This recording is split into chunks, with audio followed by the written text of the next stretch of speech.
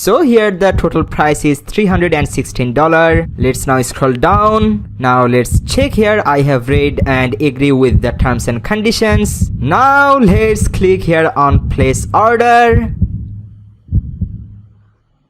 Whoa, we get the first order from our website. Cool. Hey, what's going on guys? My name is Fahad. I'm a professional web developer. I have been developing websites for my clients for more than 10 years now. In this tutorial, I will show you how to create a complete, fully functional e-commerce website step by step using all free resources. If you watch this tutorial till the end, then you can create your own e-commerce website or online shop and you can start selling your products through online from today. And I will show you everything from scratch step by step, and you don't need to know a single line of coding. So no matter if you're a complete beginner or if you already have a WordPress website, but if you want to add some e-commerce functionality into your existing website, then this tutorial would be a game changer for you. Let's now have a look what we're going to cover in this tutorial. I will show you how to set up domain and web hosting, how to install WordPress, and how to install an amazing pre-made website that's 100% adjustable. Then I will show you how to enable WooCommerce WordPress plugin. Using this free plugin, you can sell anything through the internet. Then I will show you how to create 6 different types of products. So first I will show you how to create a simple product, that means any kind of physical product, so customers can just select the quantity and buy it from here. They can just click here add to cart, or they can directly buy from this page. It could be a yoga pant, t-shirt, jacket, or any kind of physical product. Then I will show you how to create variable product. That means your customers can select the size or the color, so the different variations for the same product, and price can be different for different variations. Then we will create a digital downloadable product like an ebook, so your customer can pay you and they can instantly download the ebook. Then I will show you how to create affiliate products, so you can keep other people's products into your website, and when your customer click on get it now button, they will go to the main products owner's website with a referent link, so you will get a commission out of this whenever they will buy this product. Then I will show you the latest type of product, the grouped product. You can group different type of product together, so people can select different quantity for different products and they can add them to the cart together. For each type of product, I will show you all the configurations in details, how to set the price, discount or sell price, how to configure inventory, all about categories, how to manage stocks, and everything you need to know. Then I will show you how to customize your shop page, sorting the products depending on latest or depending on prices like this. Then I will also show you how to add this add to cart button with each product on the shop page, so people just need to click on this add to cart buttons to add these products to their cart page. Then I will show you how to set up these sidebar widgets, so your customers can browse the products by filtering the prices from here like this. Then I will show you how to put category widget on the left, how to put featured products on the left, then how you can show your shop cart on the left widget, so people can go to cart page by clicking from here. Also, if you go to the top, hover over on the cart icon, from here customers can see all the products that are on cart, so by clicking on view cart they can go to the view cart page. From this cart page people can also increase or decrease the quantity and they can update the cart. Also, here is the coupon option. I will also show you how to set up this coupon code. Like here, if we now apply a coupon code and click on apply coupon, now here under subtotal the coupon code has applied. Also here you can see the shipping and tax options. I will show you in depth how to set up taxes. Taxes depends on countries you live in. For example, I will show you how to find tax rates and put that tax rate into your e-commerce website. First, I will show you how to manually put all the taxes based on different types of products in different countries. Then I will show you how to set up taxes automatically, which is more better option in my opinion. I will show you how to set up shipping, so you can set different shipping prices based on different shipping addresses. I will describe everything, what is flat rate, table rate, conditions, everything. I will show you how to set up payment gateways, how to set up cash on delivery, so people can buy from your store and they can pay you in cash when you deliver the product to their address. I will show you how to set up Stripe payment, so people can make payment through their credit card or debit card. And as Stripe is not available on each country, so lastly I will show you how to set up PayPal in a strategic way, so people can pay you through PayPal. Even if the people don't have a PayPal account, they can still pay you through their credit or debit card and you will receive the money into your PayPal account. I will show you how to handle or manage the order, so after receiving any order, how you can deliver the product to the customer. Also, after ordering the product, the customer will get automated email that their order is completed. I will show you how to set up all these. That's not all. I will also show you how to create a beautiful home page where you can show all the products depending on categories. Like here you can see all the women products, and underneath that here you can see all the men products. Then I will show you how to create these kind of sections where you can provide some special offers. I will show you how to create this section with different columns, then how to customize your footer in this beautiful way. And also after creating your coupon codes, I will show you how to create nice banner creatives and put that into your website's footer. And also I will show you how to create different category pages and put the category pages link on the main menu. So if we now click on women, we can now see here all the women products. So if you have a very big shop with different categories products, you can create dedicated category pages for that specific category products. Can you believe we will be creating this kind of fully functional e-commerce website using all free resources? I'm really excited to show you everything step by step. And if you're excited like me, please make sure you like this video, subscribe this channel and press that notification icon besides the subscribe button so you will get notified before anyone when I will publish a new video. So let's get started. And I believe your time is valuable, so I have created the timestamp. You will find that in the description, so you can jump into any specific portion you need. So we will be creating our fully functional e-commerce website in these 4 easy steps. First, I will show you how to set up your domain and web hosting. Also, I will provide you my special link so you will get a discount around 50%. Then I will show you how to install WordPress. Then I will show you how to import a pre-made website. And then we will create our amazing web shop. If you already have an existing WordPress website, then you can skip step 1, 2 and 3 and you can start from step 4. But if you want to start from the scratch, then don't miss any of these steps. Let's now start with step number 1, which is to get your domain name and web hosting. If you already have your domain name and web hosting, that's great. Then you can skip this part. If not, then follow along. So first, just click on the very first link in the description below this video, or you can go to gymfahaddigital.com/hosting. And this will take you to a special discounted Bluehost page. So why Bluehost? In my opinion, Bluehost is the best web hosting provider. I'm a web developer. I tried so many other web hosting companies. I don't want to mention their name, but I personally ended up using Bluehost. Hundreds of my clients using Bluehost and they never complain about using it. If you see my Bluehost account, I have hosted tons of websites here and I never get a downtime. Their customer support is really cooperative in case you need any help. And their price is really affordable. That's why I always recommend Bluehost. So now click on Get Started. Here you can see their different plans. The main difference between them, with the basic plan, you can host only one domain. You can take their Plus or Choice Plus plan if you want to host unlimited domains. Also, you can take their Pro plan if you have millions of visitors on your website already. I recommend starting with the basic plan. Then in future, you can upgrade that anytime. Now let's select the basic plan. Now we will select our domain name.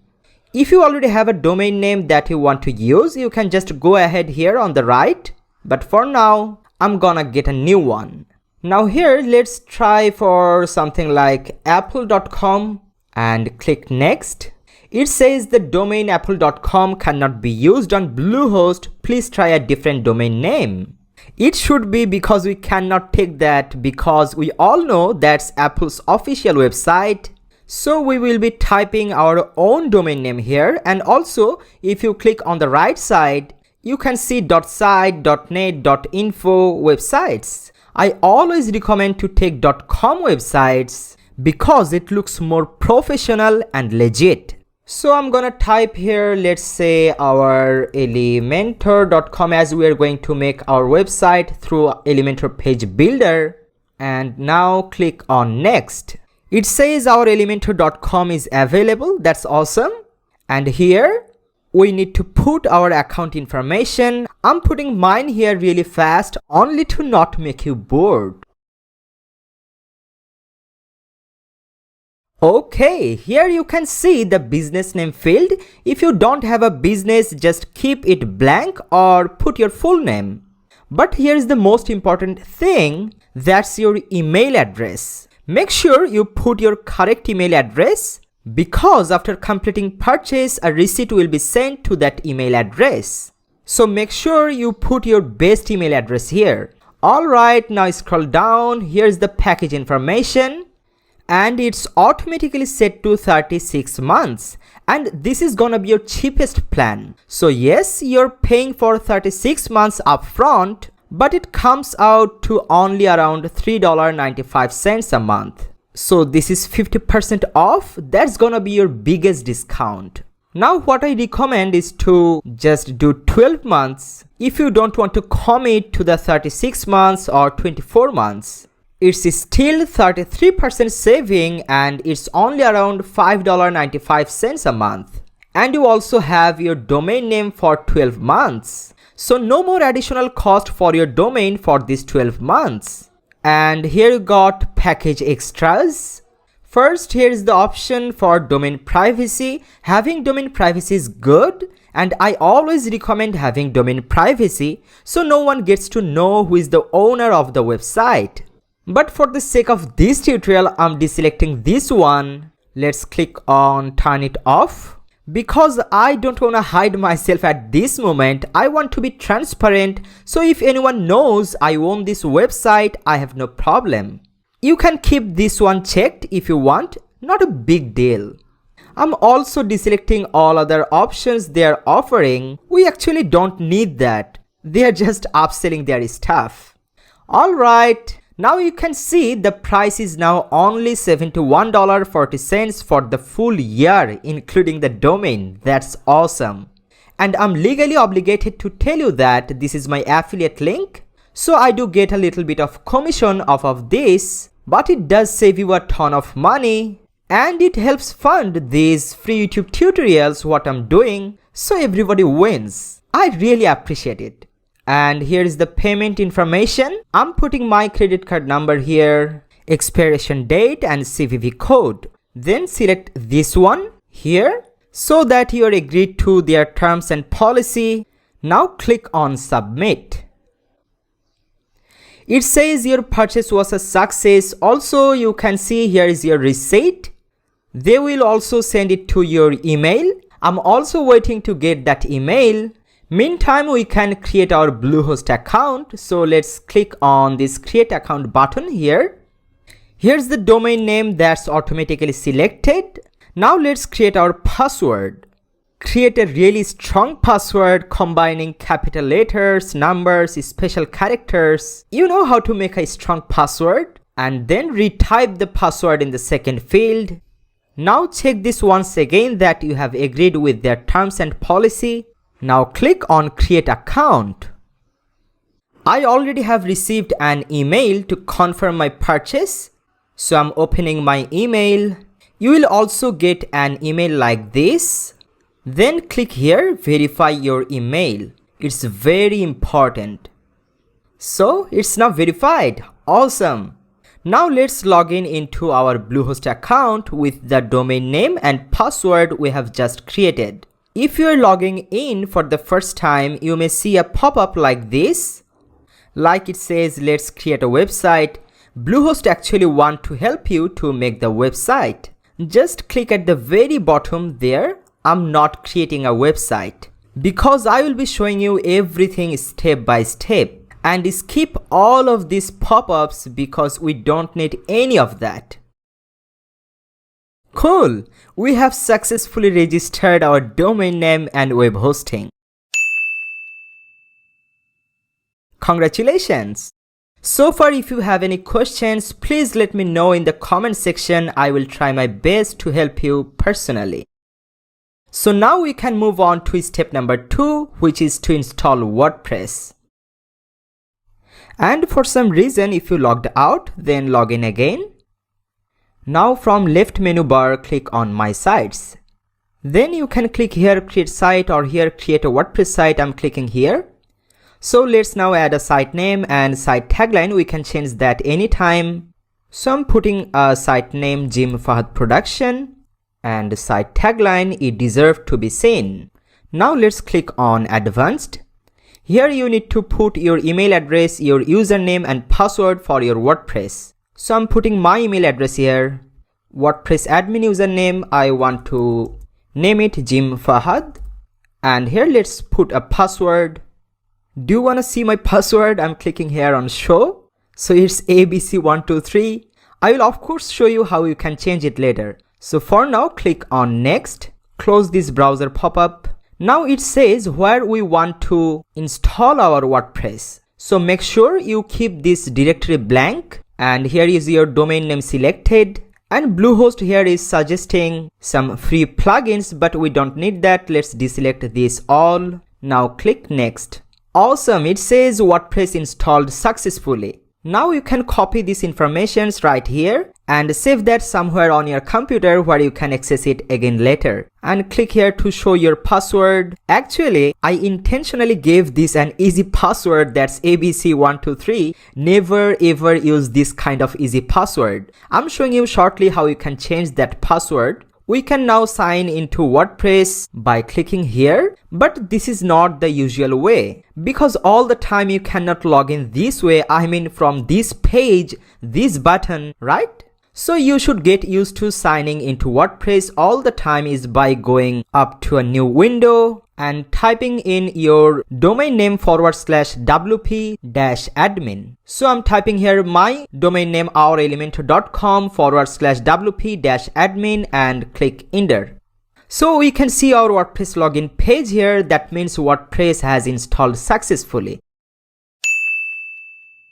Sometimes it takes 30 minutes to 24 hours to process this installation, and this process is called propagation. It basically has to let everyone know that, hey, this new domain name now exists and registered. But we can see our website instantly. They actually say it might take 30 minutes to 24 hours, but I've been using Bluehost for more than 10 years. I always get domain live immediately. Actually, that's another reason why I love Bluehost. So now you know that your domain name is working. So go ahead and just gonna type in my name, which was the user that I created, and I'm gonna type that easy password ABC123. You can click this eye icon to show it. Now let's click on login. Okay, so we are now inside WordPress dashboard or WordPress admin panel. So first let me familiarize you with the WordPress admin panel or WordPress dashboard. It's actually super easy. So what you can see on this left, all these menus or navigations. Like here you can see post, so you can create a new post from here. You can create your new pages from here. Then if you wanna change your website look and feel, you can go to appearance and you can change all the themes. Then you can add new plugins from here and you can change all your user information from here. Then if you want to change the basic settings of your WordPress website, you can do all from here. But before doing everything, first I wanna clean up the WordPress dashboard because personally I love to work in a clean environment. So here you can see some pop-ups, so let's clean up all these pop-ups. So let's close these pop-ups by click on this X. Also let's close this one and minimize this one, this one, this one, and this one. Okay, so first thing I wanna do, I wanna change that easy password that we have given ABC123. So to change that password, from the left menu here you can see users. From there let's now go to your profile. Here first you can see admin scheme color, so it's default set in default. So if you want you can make it light or blue or coffee. You see, whenever we are changing this admin color scheme, the color has been changed of our admin panel. So actually it doesn't matter because without we, no one can see it. So I'm setting it to default. Then scroll down. From here you can change your first name, your last name. Here is your nickname, and you can change your display name from here. Then underneath that you can change your email address from here. You can put your website URL and you can talk about yourself more, your biographical information. You can put everything inside here. Then if you want you can change your profile picture from here using Gravatar. And then here under account management you can see here new password. So we will be changing our password from here. So let's click on generate password. So WordPress here generated a strong password for us. So if you want you can keep this password and you can save this password into your computer. So later you can log in using this password. But for now I wanna create a password by my own. So first I wanna hide it. Then here I'm typing my new password. It says weak, but the sake of this tutorial I'm okay with that. So I'm clicking here confirm use of weak password and then click on update profile. Okay, now I wanna clean up my WordPress more. So from left here you can see plugins. From there let's go to installed plugins.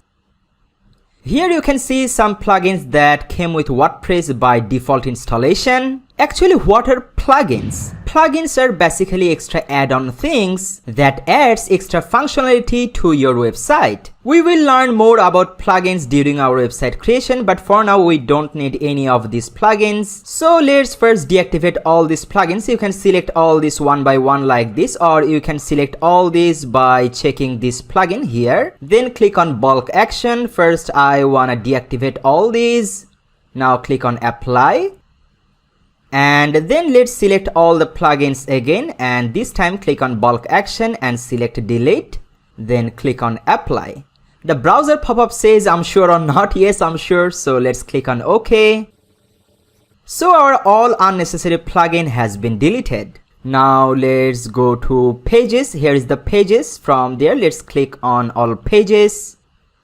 Like the plugin, here you can see some default pages that also came with WordPress default installation. But for now I don't need any of them, so I'm selecting all this together. And let's now click on bulk action, click to move to trash, then click on apply. Okay, so those pages are deleted, but they are not permanently gone, because if we now click on trash, you can see the pages are here. So if you want to delete these pages permanently, you can click here on empty trash. So those pages are permanently gone. Now from left let's go to post, to all posts. Here also you can see a dummy post that came with WordPress default installation. So to delete it, let's click on this trash. And if we now go to trash, we can see it's here. So let's click on empty trash. It's now permanently gone. Alright, so we have almost cleaned up our WordPress dashboard. So now I want to do some basic settings of our WordPress website. So from left here you can see settings. From there let's now go on permalinks. By default it's set to plain, but instead of plain, I wanna select the post name option, this one, because if we select the plain option, then our any post or page URL will look like this, like our domain name, then / this kind of bizarre number. Like here you can see $P equal this kind of auto generated number. But if we select the post name option, then our page or post URL would look like this, like our domain name, then / then our page name or post name. That would be more human readable, and that's really good for search engine optimization. That's why I'm selecting the post name permalink option. So let's now scroll down and click on save changes. Alright, now under settings, let's now click on general. So this is the general settings of our website. Like here you can see the site title, and here you can see the tagline. We have given this during our WordPress installation, and I have told you you can change this anytime. So basically from this place you can change the site title and tagline. And here you can see our site title says Jim Fahad Production, but I wanna change it to any other thing, as it will be a e-commerce website or a e-shop. So I wanna name it according to that. Let's name it JFD Shop. Because whatever the site title or tagline you will put, that will help you to rank on search engine. And if you put your name, like I have put my name Jim Fahad Production, that wouldn't help me to rank in Google or any other search engine. So as long as you are not a celebrity or a really huge personality, then I highly suggest you not to put your name on your site title. Rather put something that would help you to rank on search engine. Also here tagline, instead of you deserve to be seen, here I wanna say best clothing shop in United States. So if anyone search for best clothing shop in United States, there is a possibility our website would rank for that. Alright, then underneath that, here we can see the WordPress URL and our site URL. And as we are using Bluehost, so we already get HTTPS. So our website is more secured, and our customer will also feel secured when they will shop through our website, because as long as we have HTTPS or SSL certificate on our website, then beside our URL name, here you can see a padlock icon. That means our website is secured, and you can undoubtedly put your credit card number or PayPal to buy goods from our e-shop or our e-commerce website. Alright, then underneath here you can see administration email address. You can change your basic email address from here. Not basic, actually your admin email address from here. Then here is also more customization option, like if you want you can change the date format or time format of your website. But I'm happy with all these settings. So when you are done, let's click on this save changes button. Alright.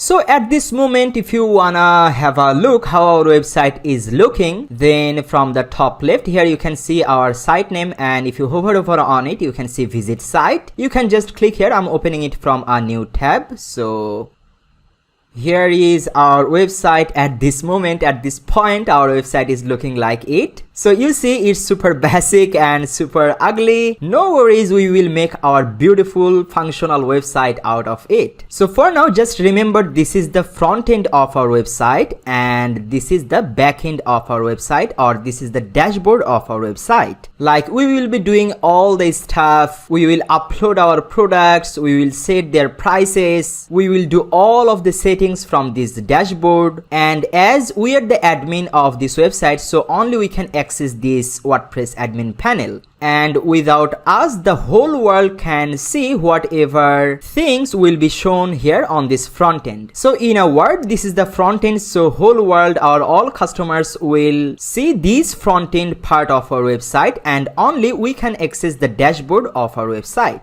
Cool. Now the first thing I want to do, I want to change the look and feel of our website. So to do that, I want to change the theme of our website. So to change it, from left here you can see appearance. From there, let's now click here on themes. So what is a theme? Theme is basically the look and feel of our website. Like at this moment, this 2020 theme is activated, and that's why our website is looking like this. So here at the top we can see our site title, and here is the tagline. Here you can see some search bar, some metadata, and here is our footer. Now from dashboard, if we change our theme from 2020 to 2019, let's activate the 2019 theme. Just click here on activate. Now 2019 theme is activated. At this moment, if we go to front end of our website and if we refresh the page, see right now the look and feel of our website is changed, but we can see the same site title and tagline. We can see the same search bar, categories, all metadata, and our footer. So by changing our theme, only the look and feel of our website will be changed, not the informations. Alright, but you know what? I also don't wanna use this 2019 theme. Personally, I don't like any of this theme that came with WordPress by default. So I wanna install a new theme. To install a new theme, let's click on this very big button, says add new theme. And from here, from the top right corner, you can see a search bar. I'm searching for a theme named Astra. So this is one of my favorite theme. Here it is, the Astra theme. So let's click here on this install button and let's click on activate. Okay, so we have successfully installed and activated Astra theme. And then I want to install a page builder, and I want to install Elementor page builder. That's one of the greatest page builder in history. Okay, so to install Elementor page builder, let's go to fahaddigital.com/eshop. I will put this page's link in the description because on this page you will find all the resources. So I linked all the resources on that page. So on the page under important links, here you can see it says get Elementor. Click on that link. So it takes us to the Elementor's main website. From there, let's now click here on get started button. Now it says to sign up here, but I already have an account here. If you don't have an account, just put your email address and put a password here and then click on create account. It's completely free. So just go ahead and create a free account here on Elementor. But as I have already an account, so I'm just clicking here on login. So here is my username and password. Now I'm clicking on login. Okay, then it says, do you have a WordPress website or not? Yes, we have. So here you can see, yes, I should do. Let's click on continue. And then you can put your website URL here and just click on check for WordPress. This is one way, but I want to show you another way. Like here underneath this box, you can see alternatively, if you prefer to install Elementor manually, you can download it here. So let's now click on this link here. So now Elementor page builder started downloading here. Okay, so it has been downloaded. You will find that on your download folder or wherever you save your all download files. So basically you will get a zip file like this. Okay, now let's close this and go back to our WordPress website. Now from left here you can see plugins. From there let's click on add new. And at the top here you can see upload plugins. Click here. Now let's click here on choose file. Let's choose the zip file that we have just downloaded and then click on open. Now click on install now. Now let's click on activate plugin. Cool, so we have successfully installed our Elementor page builder. Okay, so we have installed Astra theme, we have installed Elementor page builder. Now let's import a demo website. And as we are using Astra theme, so if we now hover over on appearance, then here you will find an option says Astra options. Let's now click here. So all these are Astra theme options, and on the right side here you can see import starter template. So first thing, I want to install the importer plugin. To do that, here you can see a link says install importer plugin. Let's click there. And here is the option for selecting the page builder. As we will be using Elementor page builder, so let's select Elementor. Cool, so we can now see the pre-made websites, all this made using Elementor page builder, because you can see on the right, if we click here, you can see the Elementor is selected. So all these ready websites built using Elementor page builder, we can just import any of these ready websites and then customize them the way we want. Also, some of the ready websites, you can see a badge says agency. Those are actually premium templates. So if you wanna use these agency pre-made websites, then you need to purchase Astra Pro. That's the paid version of Astra Theme. But in this tutorial, we will be doing everything using our all free resources. So I only want to use the free things. So from top here, let's click on this all. From here, I wanna select the free option and again click on this all. Then let's select the e-commerce. As we're going to make an e-commerce website, so here we can see all the free pre-made websites provided by Astra, and all these are made using Elementor page builder. So you can select any of them you like. For example, if you select this one, just click on it. So from here you can preview the website. Like if you import this pre-made template, then you will get a home page looking like it. So as an organic store, it looks really good. Also we have our about page here. Let's click on about. So you can preview your about page. Then if we click on contact, we can preview the contact page.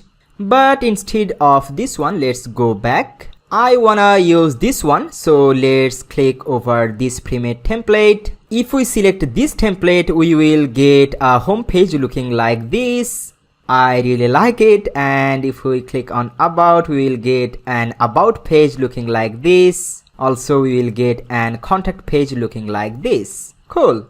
Alright, so let's now click on this button, says import complete site. And remember, if you already have a WordPress website, then if you import this whole pre-made website, that will override your existing website. So following this tutorial, if you are doing it from scratch, then just import it without any hesitation. But if you already have an existing WordPress website, like you already have your home page created, contact page created, about us page created, then don't just import these pre-made templates, because like I said, it will override your existing website.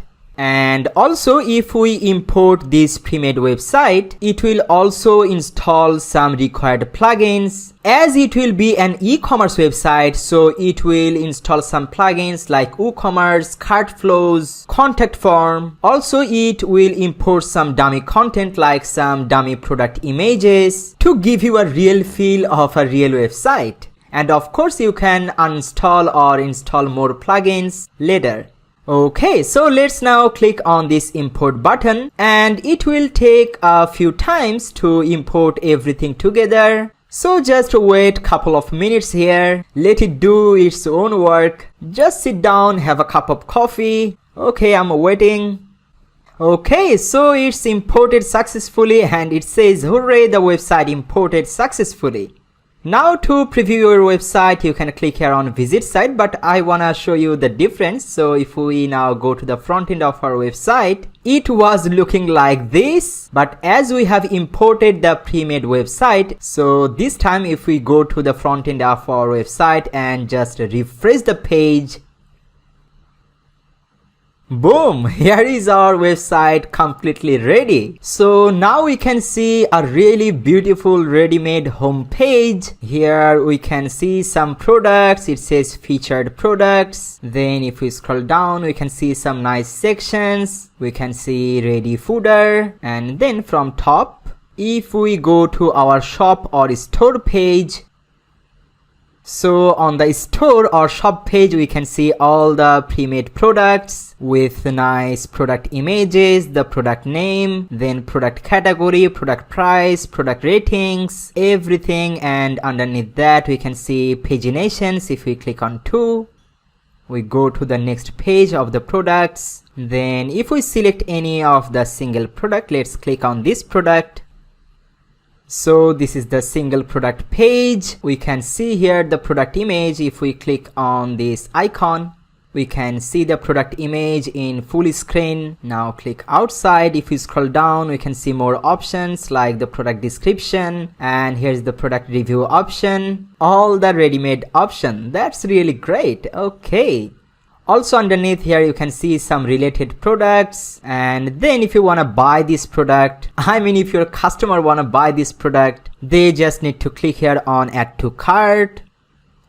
So it says this product has been added to your cart. Now we can click here to view the cart. Also from the top here you can see the cart icon. From there, if we click on view cart, we can see here the cart page. Also, if the customer wants to buy more pair of shoes, so they can increase the quantity from here like this too, and they can click here on update cart. Then if we have any coupon code, they can apply the coupon code here. I will show you everything. And then if they click on proceed to checkout, so they can just put their billing address and they can see all the amount of your orders. And then by clicking on place order, they can buy the product instantly. But you know what? I want to show you everything from scratch. But at this moment, if we go to our WordPress dashboard, so from top left, hover over on site name and click on dashboard. And then from left, if we go to pages, to all pages, then you see all these pages like cart, checkout, my account, store pages. We're getting all these pages as we started creating our website using a pre-made starter template. Also, if we go to plugins, to all installed plugins, then we can see all these plugins has been activated as we have started creating our website using the pre-made template or pre-made starter website. So basically, I want to deactivate the WooCommerce and all the pages that came with our starter template. Then we will install WooCommerce again from scratch and we will create all those pages from scratch. Because so many of you already have your WordPress website, so you may have already your home page, contact page. So maybe now you just wanna add some functionalities. You just wanna add some e-commerce functionalities into your existing WordPress website. So let's see how to do that.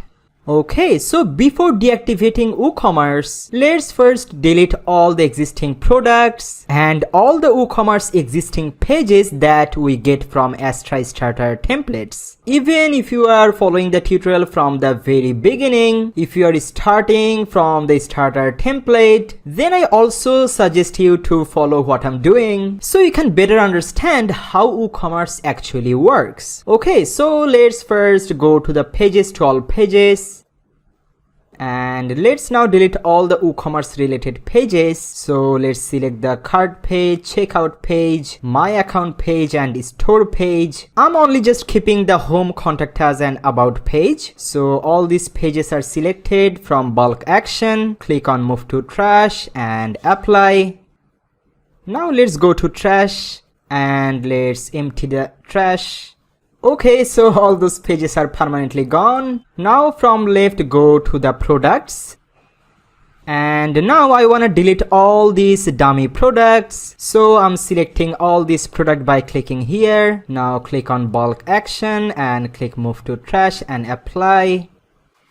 A few more products are remaining, so let's select again. And from bulk action, click on move to trash and apply. Okay, so we have deleted all the dummy products. Let's now go to trash. And let's click here on empty trash because I want to delete them all permanently. Okay, the dummy products has gone. Now from under products, let's now click on categories because I also want to delete all the categories, all the existing categories. So from here, let's again select all this together by checking here. From bulk action, click on delete and apply. All the dummy categories has gone, and let's now go to tags. Okay, there are no existing tags, that's great. Okay, so we have cleaned up almost everything that's related to WooCommerce. Let's now go to plugins to install plugins again. And from here is the WooCommerce, and here is another WooCommerce related plugin. So I want to select the both WooCommerce and WooCommerce cart abandonment recovery plugins. Now I want to deactivate these two. So these two are selected. Now from bulk action, let's deactivate and click on apply. And I want to completely delete the WooCommerce plugin. So let's now click on delete. Browser pop-up says I'm sure or not. Yes, I'm sure. So click on OK. Alright, at this moment, let's now have a look of the front end of our website. So I'm clicking on visit site from a new tab. So this is our home page right now. If we scroll down, here we cannot see any images as we have deleted all the products. And if we scroll up, we cannot see the shop page at the main menu. Alright, now let's start from scratch. So let's go back to our WordPress dashboard. From plugins, let's now click on add new. From the top right search field, I'm searching for WooCommerce. Here is the WooCommerce plugin. So let's now click on install now, and now click on activate.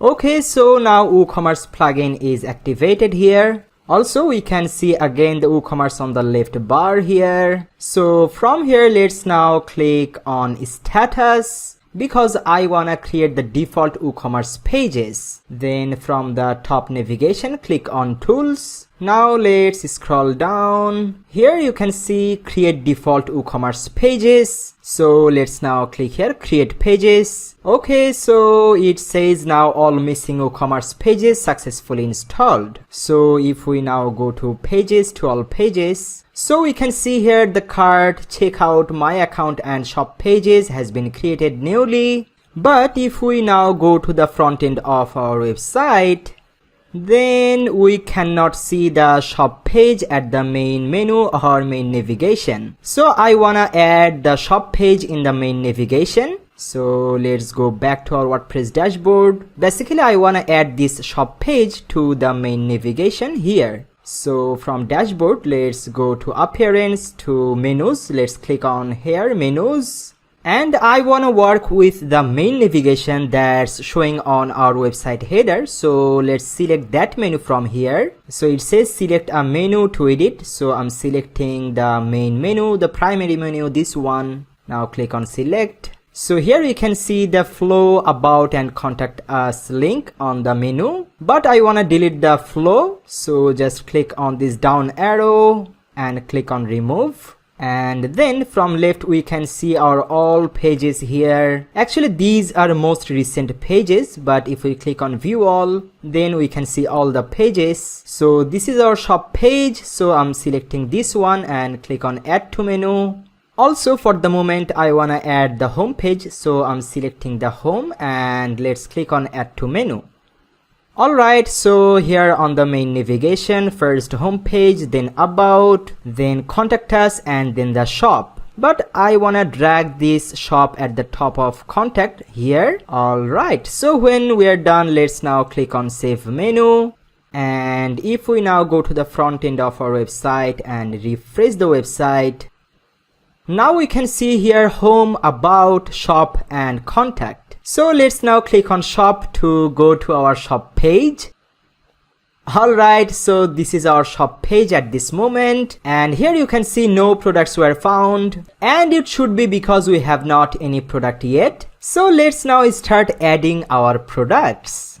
And you already know I will show you how to add different kind of products. So first I will show you how to add a simple product, then I will show you how to add a variable product, and then I will show you how to add any service or online session. Then I will show you how to add downloadable products, then how to add affiliate products, and lastly I will show you the newest type of product, that's the grouped product. Alright, so first let's start with the simple product. So to add a new product, let's go back to our WordPress dashboard, and on the left bar here you can see products. From there, let's first go to all products. We have no products at this moment, so under the product, let's now click on add new. Okay, so let's add our first product. Here underneath add new product, we need to put our product name. Like if you wanna sell a t-shirt, you can type here t-shirt, or if you wanna sell a hoodie, you can type here hoodie, or you can type here jacket if you are, it's jacket, if the product is a jacket. So this product will be a women jacket. So I want to name it as descriptive as possible. I named it Kaze Lightweight Downrange Jacket Women's. Always try to put your product name as descriptive as possible. That will help you to rank your product page on the search engine. Like if anyone search for exactly with this name, Kaze Lightweight Downrange Jacket for Women's, then they will find this product on your website through search engines. Alright, after the product name, here you can see a field. This is for the description of your product. I'm here pasting some texts.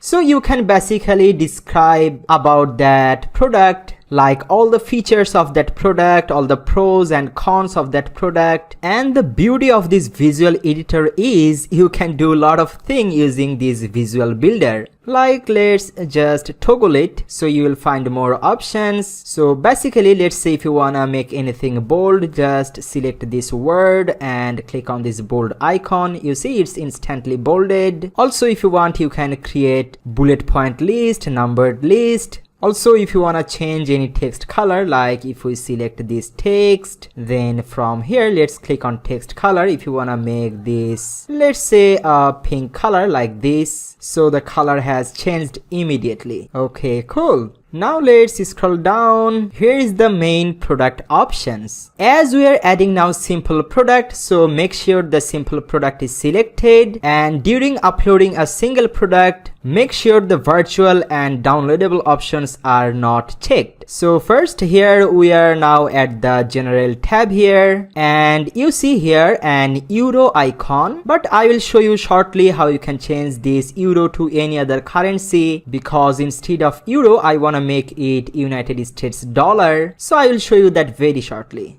Here the first field for the regular price. So let's say the price of the product is $690, and then here is the option for sale price. So sale price basically means the discounted price. So I want to make the sale price to $590, and if you want, you can schedule the sale price. So I'm clicking here on schedule. Then the first field for from date, just click here and pick the date from which date you want to start the sale, I mean the discount. So let's select the today's date, and I want to select the 31st of this month. So after 31st of this month, the price will goes out. People can only buy with this sale price within these dates. Alright, now let's go to the inventory tab. Here the first option is SKU number. By the way, if you are confused about any of this field or any of the options, you will always find a question mark icon on the right corner with any field. That basically will provide you more information if you hover over on it. Like here this field is for SKU. If you hover over on this question mark, it says SKU refers to a stock keeping unit, a unique identifier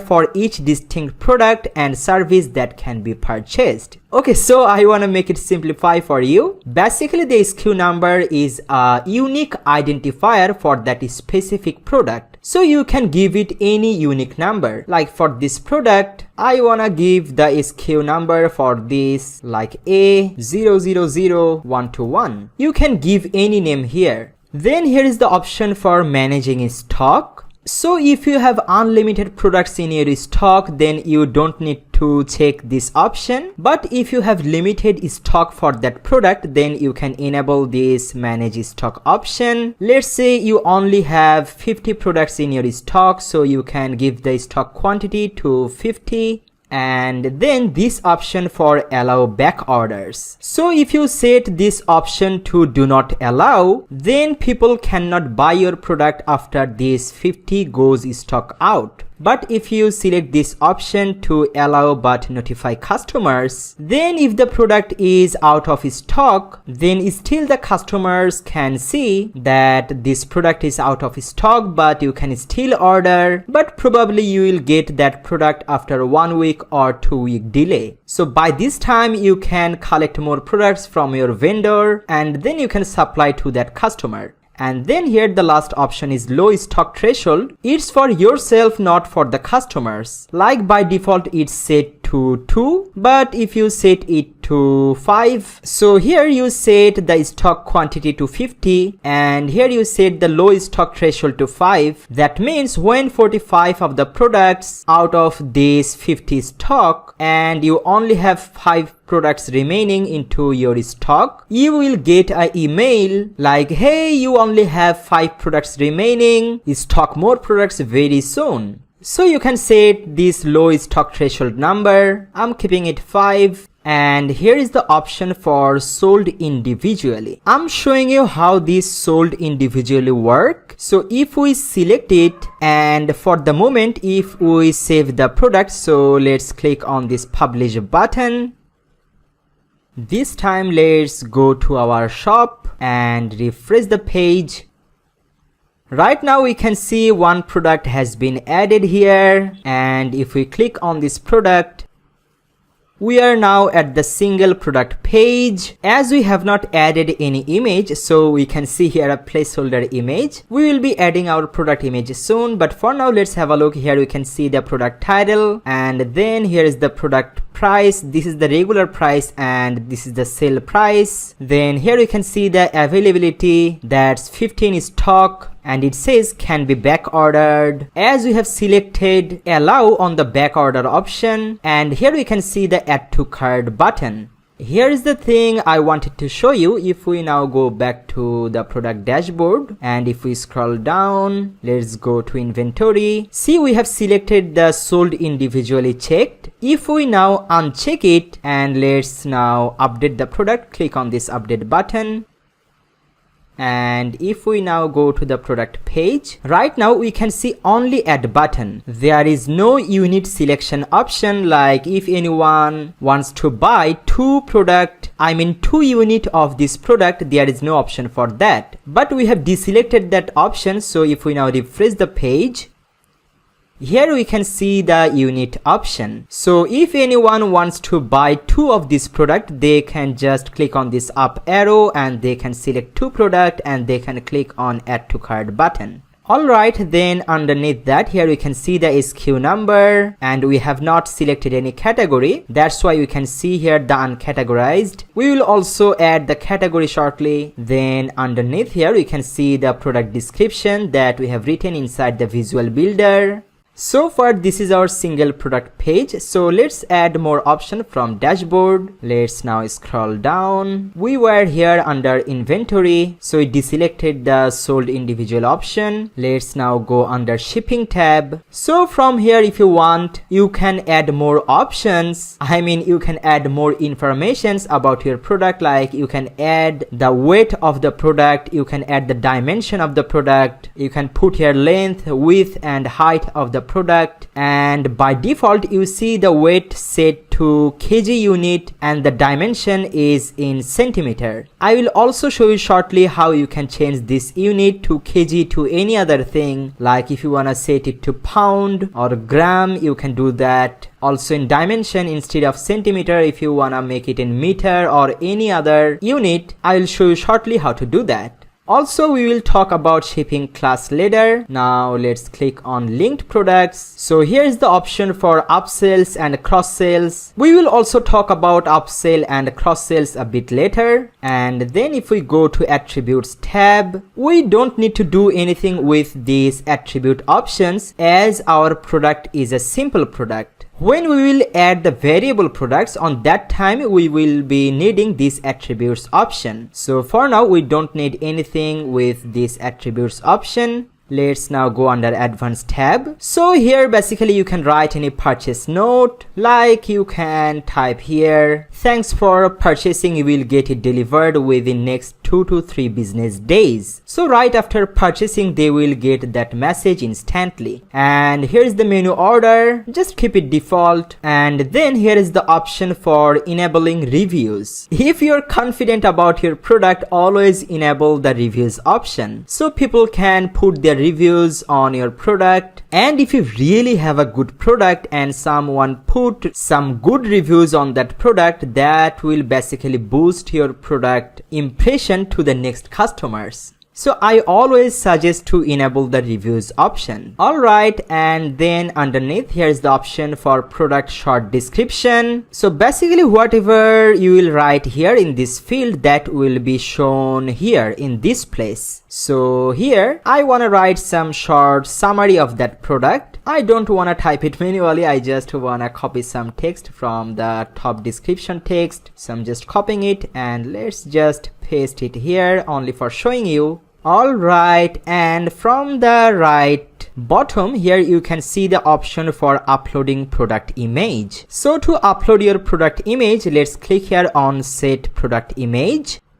Now from under upload files, let's now click on select files. Now I wanna upload a product image from inside this products folder. Now let's go inside simple products. I wanna select this image and let's now click on open. So this is the product image. Let's now click on set product image. Okay, for now let's just click on update to save the work.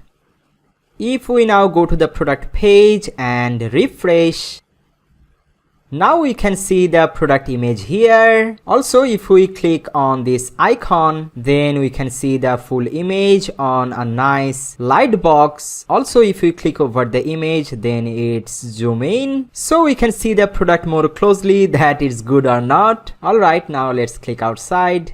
Then here we can see the short description of the product. Alright, but now I want to add some more images with this image. So let's go to the shop editor. I'm in the product editor page. Then let's scroll down, and from here you see this is the option for a single product image. So keep it as the main image, and underneath that here is the option for product gallery. So you can add multiple image for this single product. Let's click here on add product gallery images. Now let's go to upload files, click on select files. I want to select 3 more images at the same time, so I'm selecting this one, and this one. Then click on open. Now these 3 images are selected. Now click on add to gallery. We can see these images shortly on our front end, but before that here you can see the reviews option as well here. So not only your customers, even if you want to add some reviews on your own product, you can do that from here. Just click on add comment. Like here I'm typing, I personally use this jacket. Jacket, it's super comfy. Now click on add comment. Cool, it's added. And here at the top of the image here, you see the option for product categories, and categories are really very important for e-commerce websites. Like if you only have one product on your e-commerce website, then you don't need any category. But if you have a really big e-commerce website and if you have a lot of products, then you should add different categories for your different type of products. Like this is a jacket for women, so for that first I want to create a new category and I want to name it women. Now let's click on add new category, and then I want to create another category named jacket. And for the jacket, as it's a jacket for women, so I want to make the parent category to women for this jacket, and click on add new category, and I want to deselect the uncategorized. So this product will go under jacket category and the parent category is the women. So later if we upload any product, like if we upload another jacket but that for men, then we can create another category says men, and then we can create another child category jacket, like that. Okay, so here is the option product tags. You can add different tags for this product. So try to add more related tags that goes with this specific product. Like here I wanna add winter, then put a comma, then women. This product is on sale, so I also wanna add a sale tag, and let's say trendy. Basically these tags will help this product to rank on search engine. So let's just click on this add button. Alright, then under that, here is the default template is selected. Let's keep it like this, and then underneath that, here you can see some extra settings. Like here is the sidebar option. So if we now have a look, you can see there is no sidebar on the left or right, but if you wanna show any sidebar, you can do that from here. Like if you select the sidebar, then you can select left sidebar or right sidebar or no sidebar. If you select the left sidebar, then you can put some specific option on that sidebar. We will talk about the sidebar a bit later. For now, just keep it default. So now let's click on update. Now if you wanna view the product from the top bar, here you can see the view product. I'm opening it from a new tab. So here we can see the product page, and you remember we have added the gallery image, so we can see more images here. If we click on any other image like this, we can see the image here. Also let's click this image, we can see this image here. Cool. Then on the right here you see we have added the category, so we can see it's under women jacket category. Also if anyone click on this women or jacket, they will go to that category page. I will show you that more thoroughly a bit later. And also we have added the reviews. So here we can see the reviews 1. So if you go to the reviews, here you can see 1 reviews for this product, and here is my review. Even any other person can put their review on this product. So I'm logged in this browser. So if I now just copy this link and let's go to other browser where I'm not logged in. So I'm pasting the link. So here you cannot see the top black bar, that means we are not logged in. Then if someone wants to put some reviews on this product, they can click on the reviews and they can put their own review here. Like here is the option for your rating. So let's pretend I'm just a customer, so I'm just giving it a 5-star rating, and then I'm adding my review. Let's say I wanna write I love this, and then perfect quality. Alright, and here I wanna put my name. Let's say my name is Lady Gaga and my email address is ladygaga1234@gmail.com. This is just a fake email address. Don't send any email to that email address to reach Lady Gaga. Okay, just kidding. And let's now click on submit.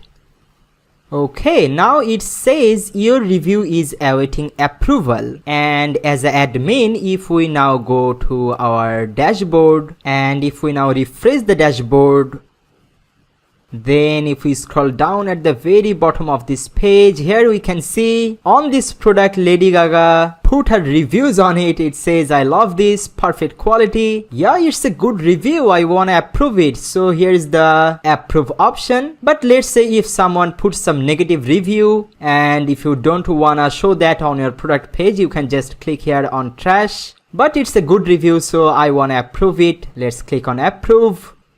And then from top click on update again. And if we now go to the product page and refresh, then scroll down here under the reviews, you can see 2. Just click here. Now you can see the 2 reviews. Cool. So the last thing with this product, I wanted to show you how to change this euro to any other unit. So let's go back to our WordPress dashboard. Then from left bar, hover over on WooCommerce. Then let's go to settings. Then under general, if we scroll down here, we can see the currency options. So here the default pound is selected, but I wanna select it to United States dollar. So I'm searching for dollar, or we can type here dollar. So not Australian dollar or Canadian dollar. Here is the United States dollar. So let's select it. Then currency position, yeah, you wanna keep it left. And here is the thousand separator, comma is fine. And the decimal separator period is fine. Number of decimals too is fine. So let's now click on save changes. And if we now go to the front end, right now we can see euro, but if we now refresh the page, we can see it's now in dollar. Also, I wanna show you one more thing, like let's go back to dashboard. And now we are at WooCommerce settings, and now we are under general tab. But if we now go to under products tab, then you will find the measurement option here. So here you can see the weight unit. You can select it to any other thing like gram or pound, but for the weight unit I wanna keep it in kg, so that's kilogram. And dimension unit, you can keep it in centimeter or millimeter or meter. I wanna keep it in inches. And we will talk about other options later. For now, I only want to work with these measurements. So let's now click on Save Changes. Okay, cool. So we have added our first product. That's a simple product. Let's now add our second product. And this time we will see how to add a variable product. Basically, the variable product means the different variation of a single product. Like if you sell a t-shirt and if you have different sizes for that, like if you have medium size t-shirt, large size t-shirt, extra large size t-shirt, or you have different colors for that t-shirt like red color or black color. So your customer can choose the size of the t-shirt and they can also choose the color of the t-shirt. We all see these kind of options on regular e-commerce websites. So let's see how to add a variable product.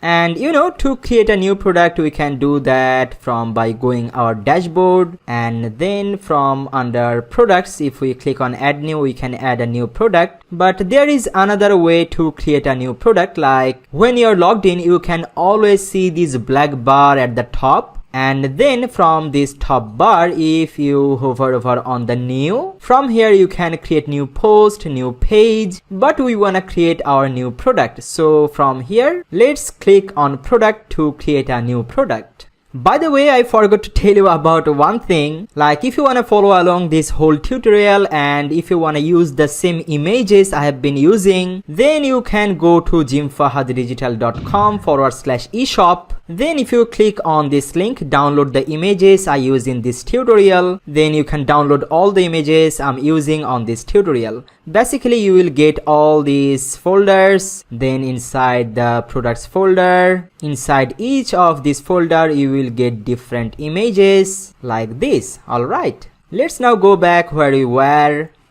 Okay, so let's add our variable product, and this time I wanna add a hoodie for men. So I wanna name the product name Rider Hoodie. Then in the product description here, I'm putting some text. So it's all about the hoodie's features and fabric. Also, let's copy some text from here, and then I wanna paste this text here, product short description. Okay, also let's do some other things beforehand. So let's add the category. Let's click here, add new category. First I want to create the main category. Click on add new category, and then I want to create another category. Let's name it hoodie, and the parent category would be men. Now click on add new category. Cool, so let's now add some tags really fast. Maybe winter, then male. Also let's add hoodie. Okay, click on add. What else? Now scroll down here. Let's add the product image from here. Click on set product image. Go to upload files. Click on select files. Now from inside variable products, let's upload these two together. Now click on open.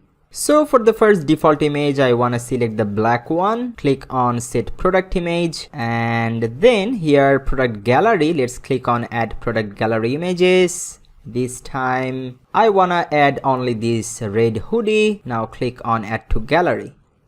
Alright, now let's go to the main part of the variable product. So from product data, let's now select the variable product. Let's give it a SKU number A00123, and I don't want to enable the manage stock, or I don't want to enable the sold individually options. The main thing we need to do with the variable products is the attributes. So let's click on attributes. So first I want to add a size attribute. So from here you see custom product attribute. Let's now click on add. Let's name it size, and here check visible on the product page. Yes, I want to check it. And then here is the option for used for variations. Yes, I also wanna check it. Now let's enter the values. So the sizes I wanna make the small size, medium size, large size and extra large size. So for small I wanna type S, then let's give a space, and to separate the different values we need to put the pipe icon, then give another space, then the M for medium size, then another pipe, then the large size, and then the extra large size. Now click on save attributes. So here's the size attribute. I want to add another attribute, so let's click on add. This one would be color, so I want to name it color. Then I want to check both of these. For the color values I want to put first black, then a pipe sign. The second value would be red. Now click on save attributes. Cool, so we have two different attributes, one is size and another is color. If you want to see it in details, just click here on this down arrow. So you can see here's the four values for size attribute, and if we expand the color, here you can see the two values black and red, and we have checked used for variations on both attributes. So basically it will create 8 different variations because we have 4 different values for size attribute and we have 2 different values for color attribute. So 4 times 2 equal 8. That will create 8 different variations. So to create the variations, let's now click here on variations. Now at the top you can see here add variations. Click here, you'll find the option create variations from all attributes. Now click on go. Now the browser pop-up says, are you sure you want to link all variations? Yes, I'm sure. So let's click on OK. And it says 8 variations added. We know 4 times 2 equal 8. Now click on add.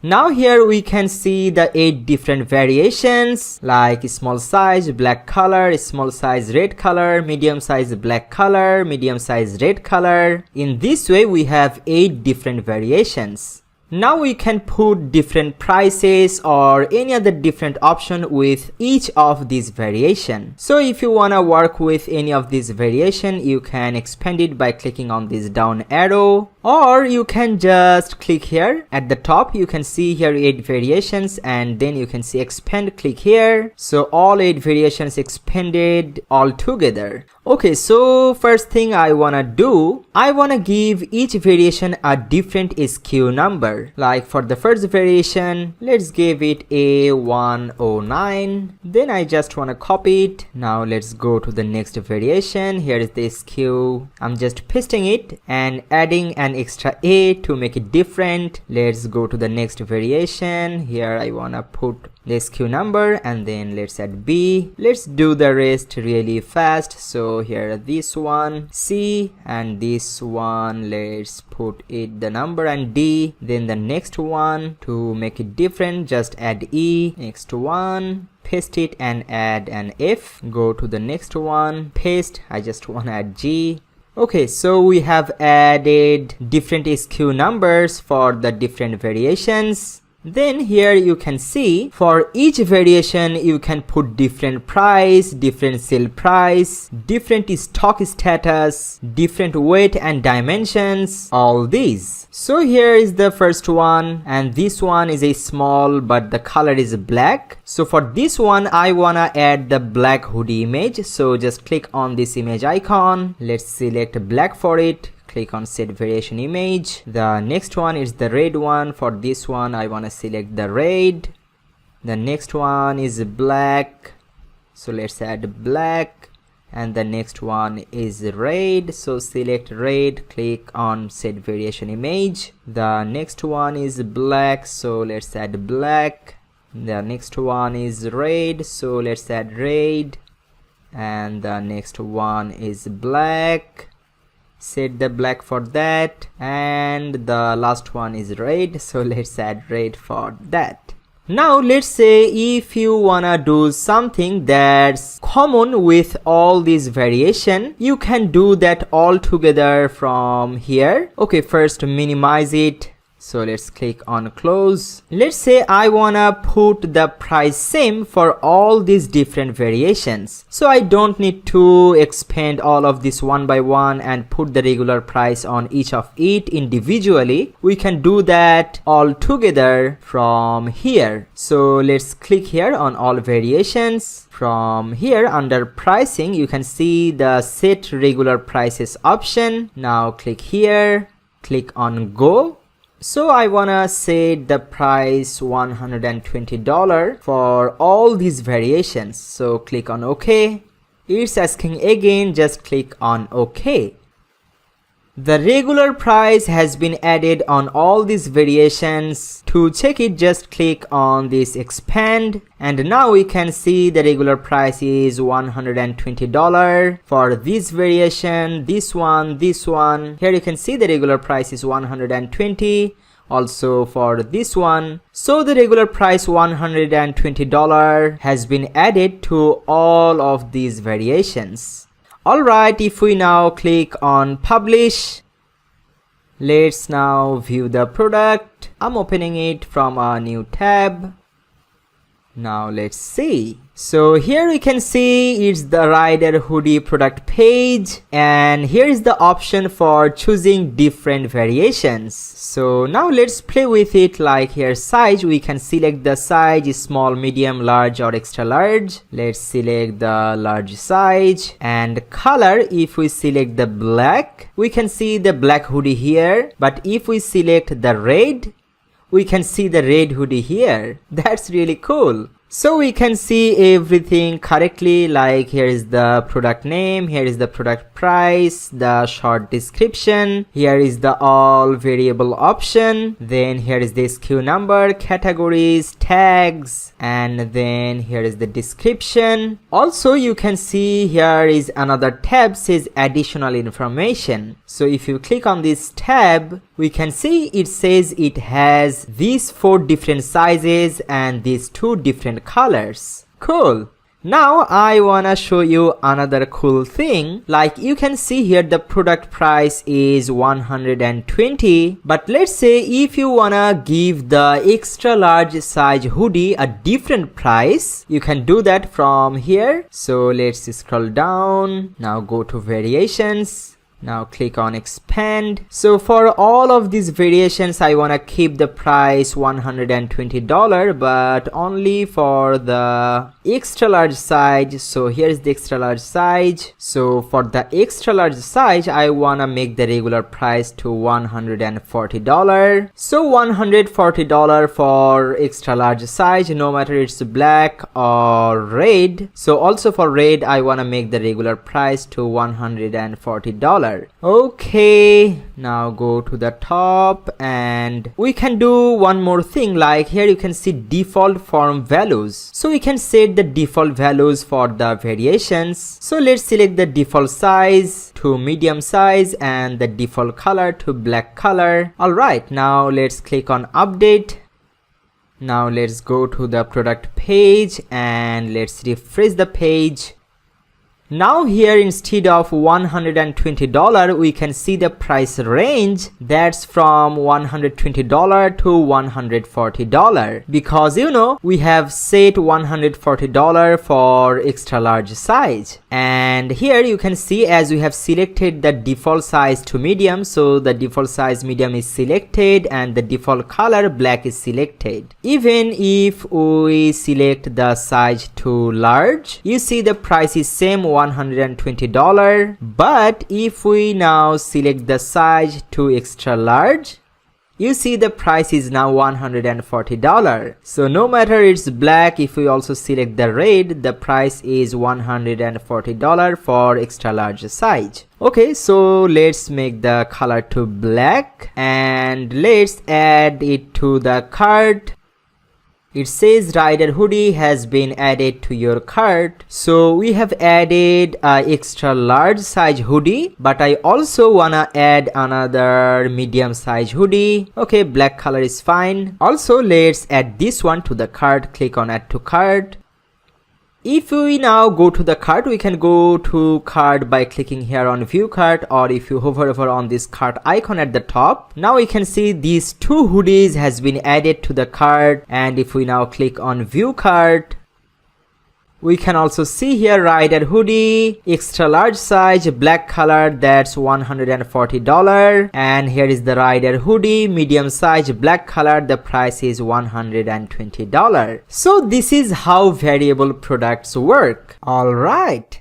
Let's now go to the next type of product, that's service or online session. So it's not a physical product, it's a completely virtual product. Like it could be an 1-hour Zoom session or 1-hour Skype session. Technically it's a service, but you can add that as a product inside your WooCommerce website. So let's see how to do that. So from top bar, hover over on new and click on product. So here product name, I can type Skype session, or I can type here 1-hour web consulting on Skype with Jim Fahad. Like I said, we're adding it as a product, but technically it's a service. Now let's put some text in the description. Also, I want to put the same text on the short description here. Okay, so let's now do the product settings. So product data, yes, it's a simple product and it's a virtual product. So I'm checking the virtual, but it's not downloadable. So I'm not selecting the downloadable option. Now the regular price, I want to set it $199. I don't want to set any sale price for this service. Now let's go to inventory. Let's give it a SKU number. So I'm just putting here a unique SKU number. Also, as it's a virtual product or virtual service, so I don't wanna select the manage stock, but I wanna select the sold individually option. So I wanna select this one. So people can only book 1-hour Skype session with me. If I disable this option, then one person can take 5 quantity of this service. So I of course can take 5-hour long Skype session with one single person. That's why I'm selecting this option, sold individually, for this specific service. And then let's go to advanced. So here I want to put some purchase note here, like you have successfully registered, check your email, and let's fix the schedule. Perfect. Now from the right, here is the product category. So I wanna create a new category for that, and I wanna name it service. Now click on add new category. Then here is the tags option. Let's add web design, then Skype session. Alright, this two is enough. Let's click on add. And then I wanna add an image. So here product image, let's click on set product image, go to upload files, click on select files. Then from inside this service folder, I wanna select this image. Now click on open. Let's click on set product image. Alright, now let's go to the top right, click on publish. Now let's view the product.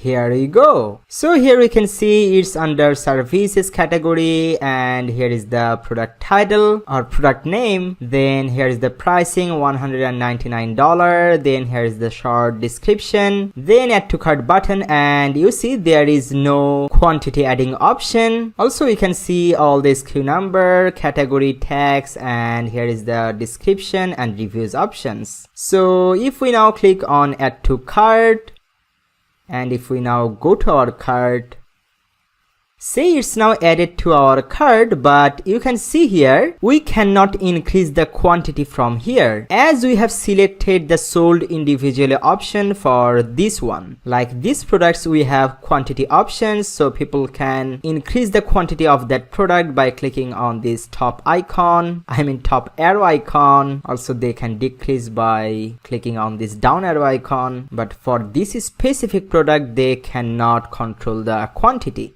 So by following the same way, you can add any kind of service you have. Like if you're a photographer, you can add your photography services into some packages. If you're a web designer, you can create your web design service into different packages. Like you can say here, I will create your beautiful blog website for $500. So use your own creativity. Alright. Let's now go to our next type of product, that's the downloadable product. So downloadable products are basically the virtual products, all the digital products, so people can download the product through your website. A PDF formatted ebook is the perfect example for downloadable product. So now let's add one. So again from the top bar, let's hover over on new and click on product. So here's the product name. I want to name it ebook, make money as an Elementor expert. I'm really writing an ebook on this topic, and probably within next 2 months, this book will be available for sale. Alright, now let's add some description of this product. So I'm pasting some copy here. Also at the very bottom here, let's add some short description. Now here on the product options, so from product data, let's select it as simple product. By default it's a simple product. Okay, so let's now check the virtual, and also as it's a downloadable product, so let's select the downloadable option as well. Now here regular price, I wanna make it a $57 ebook. I don't wanna set any sale price for the moment. Then here downloadable files option. So this is the file what the customer will get after purchasing this product. So let's click here on add file. You can add here a single product, or by clicking here one more time you can add multiple products at a time. Okay, so the first field is for file name. I wanna name it same as the title here, so I'm just copying it, and let's now go to here. So file name, I wanna name it this, make money as an Elementor expert. And then file URL. If you host your ebook on any other website, you can just paste the URL here. Also you can upload the PDF ebook on your own website. So to do that, click on this choose file button, then go to upload files and click on select files. Then inside downloadable product folder, I have just created a dummy PDF ebook. So I'm just selecting that PDF ebook and click on open. Now click here insert file URL.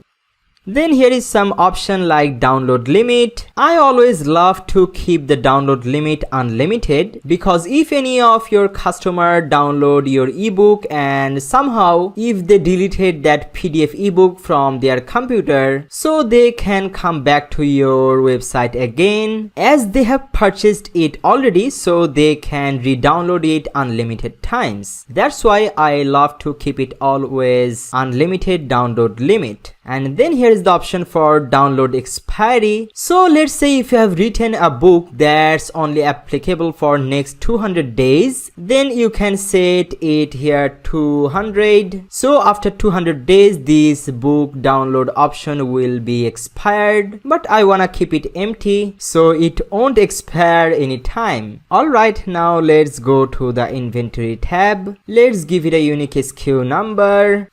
And then I of course won't select the manage stock option because it's a downloadable virtual product, so there is no stock related issues. And also if you want to sell only one ebook to one person, then you can enable this sold individually option, but I don't wanna select that because let's say someone purchased one copy for himself and another copy for his friend, just for instance, so I just wanna keep this unchecked. Alright, now let's go to the right here, scroll up a bit. I wanna create a category for that, so let's click on add new category. I wanna name this category ebook. Click on add new category. Then here product tags, I wanna add ebook and also make money online. Now click on add. Then I wanna add an image for this product. So here is the product image. Let's click on set product image, go to upload files, select files, and I wanna select the book cover image. Now click on open. Now click on set product image. Alright, now let's go to the top and click here on publish. Let's now view the product. Here we go. So everything is looking perfectly fine, and also let's check it. If we now click on add to cart, it has been added to our cart, and if we go to our cart, yup, it's there. Cool. Alright, and if we now go to our shop page, now we can see here 4 different types of product has been added into our shop. Alright, now let's add our next type of product, that's an affiliate product. So what does affiliate products basically mean? So affiliate products are actually not your own product, it's someone else's product. You are just referring that product to your customer or to your audiences. So if anyone buys that product through your link, you will get a commission out of the real value or real price. Like someone has a product that's $100 and that has 20% commission rate. So if you're affiliate of that product and someone buys that product through your link, you will get that 20% commission. That means you will get $20 only for referring the product. I believe you already know about what affiliate products are. So let's now add one. So from the top bar, hover over on new and click on product.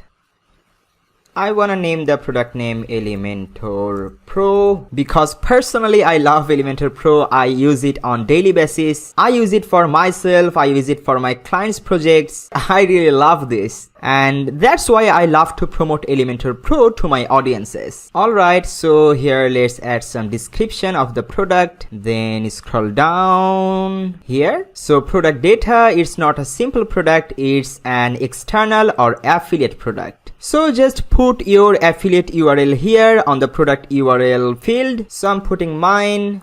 That's gymfahaddigital.com/e-pro. That's my Elementor PRO affiliate link. And yeah, if any of you wanna purchase Elementor PRO, you can purchase through this link. Then I will get a commission out of it. Alright, and here you can see the button text. So here I want it to say get it now, and then regular price Elementor PRO price starts from $49, and sale price I want to keep it empty because I'm not the product owner, so I don't have any right to put any sale price. Then let's click on inventory. Then if you want, you can put a SKU number. Actually, it's not mandatory because it's not your own product. But anyway, if you want to track for any reason, then you can put any unique SKU number like this. Alright. And then underneath here, put some short description about the product. Now scroll up on the right side here, product categories. I want to add a new category. First, I want to create a parent category. So I'm naming it software, add new category.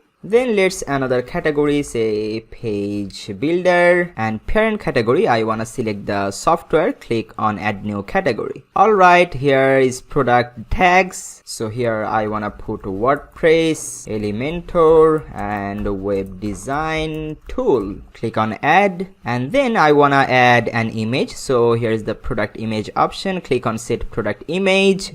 Now go to upload files, click on select files. Now from inside affiliate product, I wanna select one of the Elementor PRO image, click on open.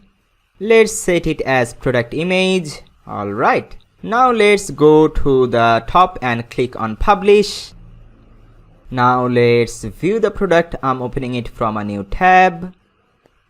Here we go. Here we can see it's Elementor PRO. Its price is $49 and the button says get it now. And here's the description of the product and all other thing like SKU number, categories and tags. Let's now have a look. If we now click on get it now button, it will take us to the Elementor PRO page, and here at the top URL you can see a reference link as it's my affiliate link. So if anyone now buys Elementor PRO through these links, I will get a commission out of that. This is how affiliate products work. Alright, Let's now add another type of product. This is the last type of product in our list, that's a grouped product. Actually, the name says itself what it's about, so you can basically group different products into a single product page. Like think about iPad. iPad have different version of it like 512 GB, 256 GB. So if you want to keep all those together in a single product page, you can do that. I'm showing you how to do that.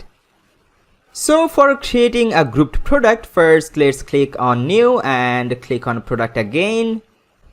So I want to give the product name to iPad Pro 12.9 inches 4th generation. Now let's add some product description. Then from right here we can add product category. So I want to create a new parent category. Let's name it gadgets and then click on add new category. Then let's create another category named iPad and parent category should be gadget. Here is the gadgets. Now click add new category and then you can add product tags like iPad or Apple. Then click on add. Then underneath that here let's add a product image here. So click on set product image, go to upload files, click on select files. From inside grouped product I want to select this iPad Pro image. Click on open, click on set product image.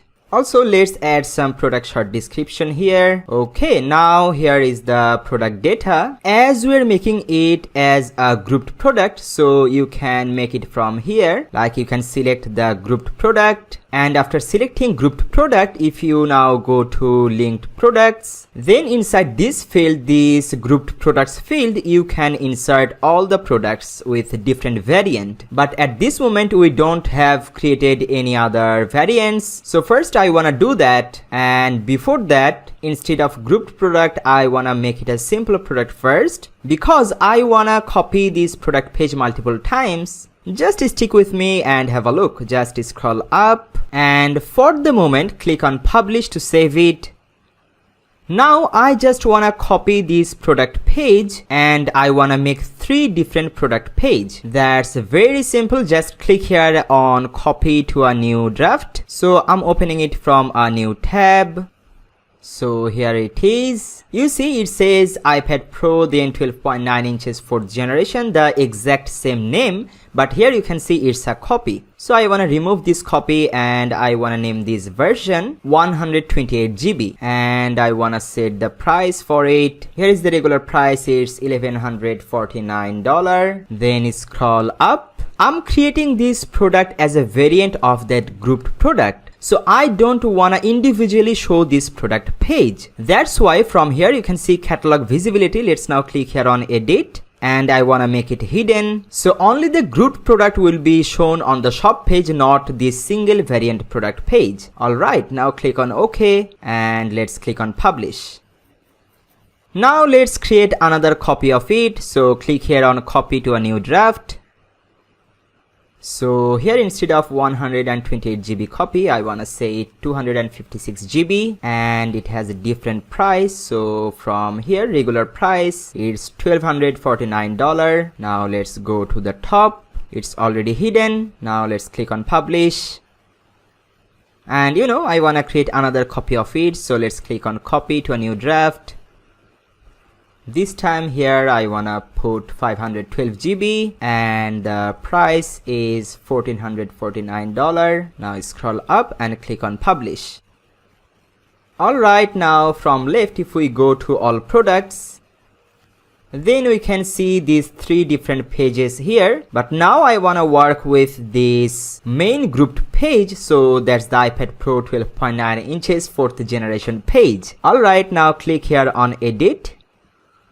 So it's basically the first page we were working on. Now let's scroll down and here product data. This time I wanna make it grouped product and let's give it a SKU number. Now let's go to the linked products. Here you can see grouped products. So if you just start typing something like iPad, you see all these iPad Pro products pop up. So I want to select all of these. So first let's select this one. I'm again typing iPad. So the 256 GB and I'm typing again iPad. Here's the last one, 512 GB. Alright, now if we click on update, let's now view the product. I'm opening it from a new tab.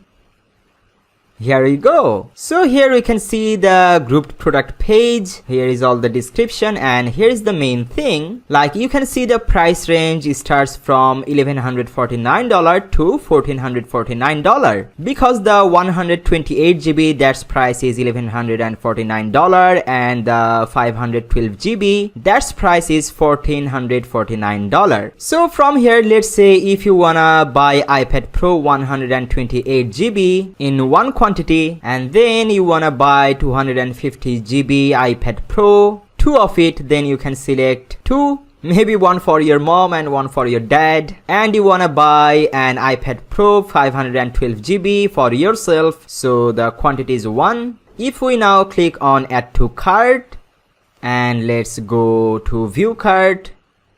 Now here we can see all these three iPad Pro variant has been added. So the same product with different prices for their different spaces. And if we now go to our shop page, here we can see our 6 different types of products we have added so far. And you may remember we have made all those variants hidden, and that's why we can see here only the iPad Pro, the main grouped product link. Then only if we click on this product, we can see its different variants. Alright, now go back to shop page. So far it looks great, and now I wanna add couple more products within these 6 types, only to look our shop page like a real e-commerce shop page. So I'm adding those on the same way I already have shown you. I'm just adding couple more products really quickly, and I'm coming back to you.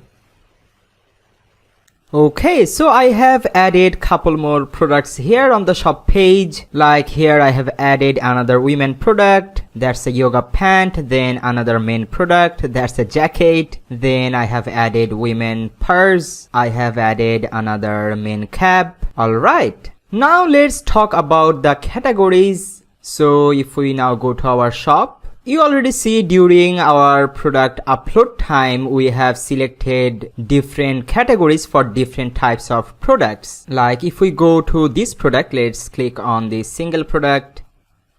Here you can see everything about this jacket. So this is a single product page, and from this breadcrumb, if we now click on men, now we are at main category page. So all the products that's under main category, we can see all the products here. Also, if you have a look on the URL bar, here you can see our domain name, then / product category, and then main. So each category has its own URL. Like again, if we go to the shop page, and then if we click on a women product, let's select this one.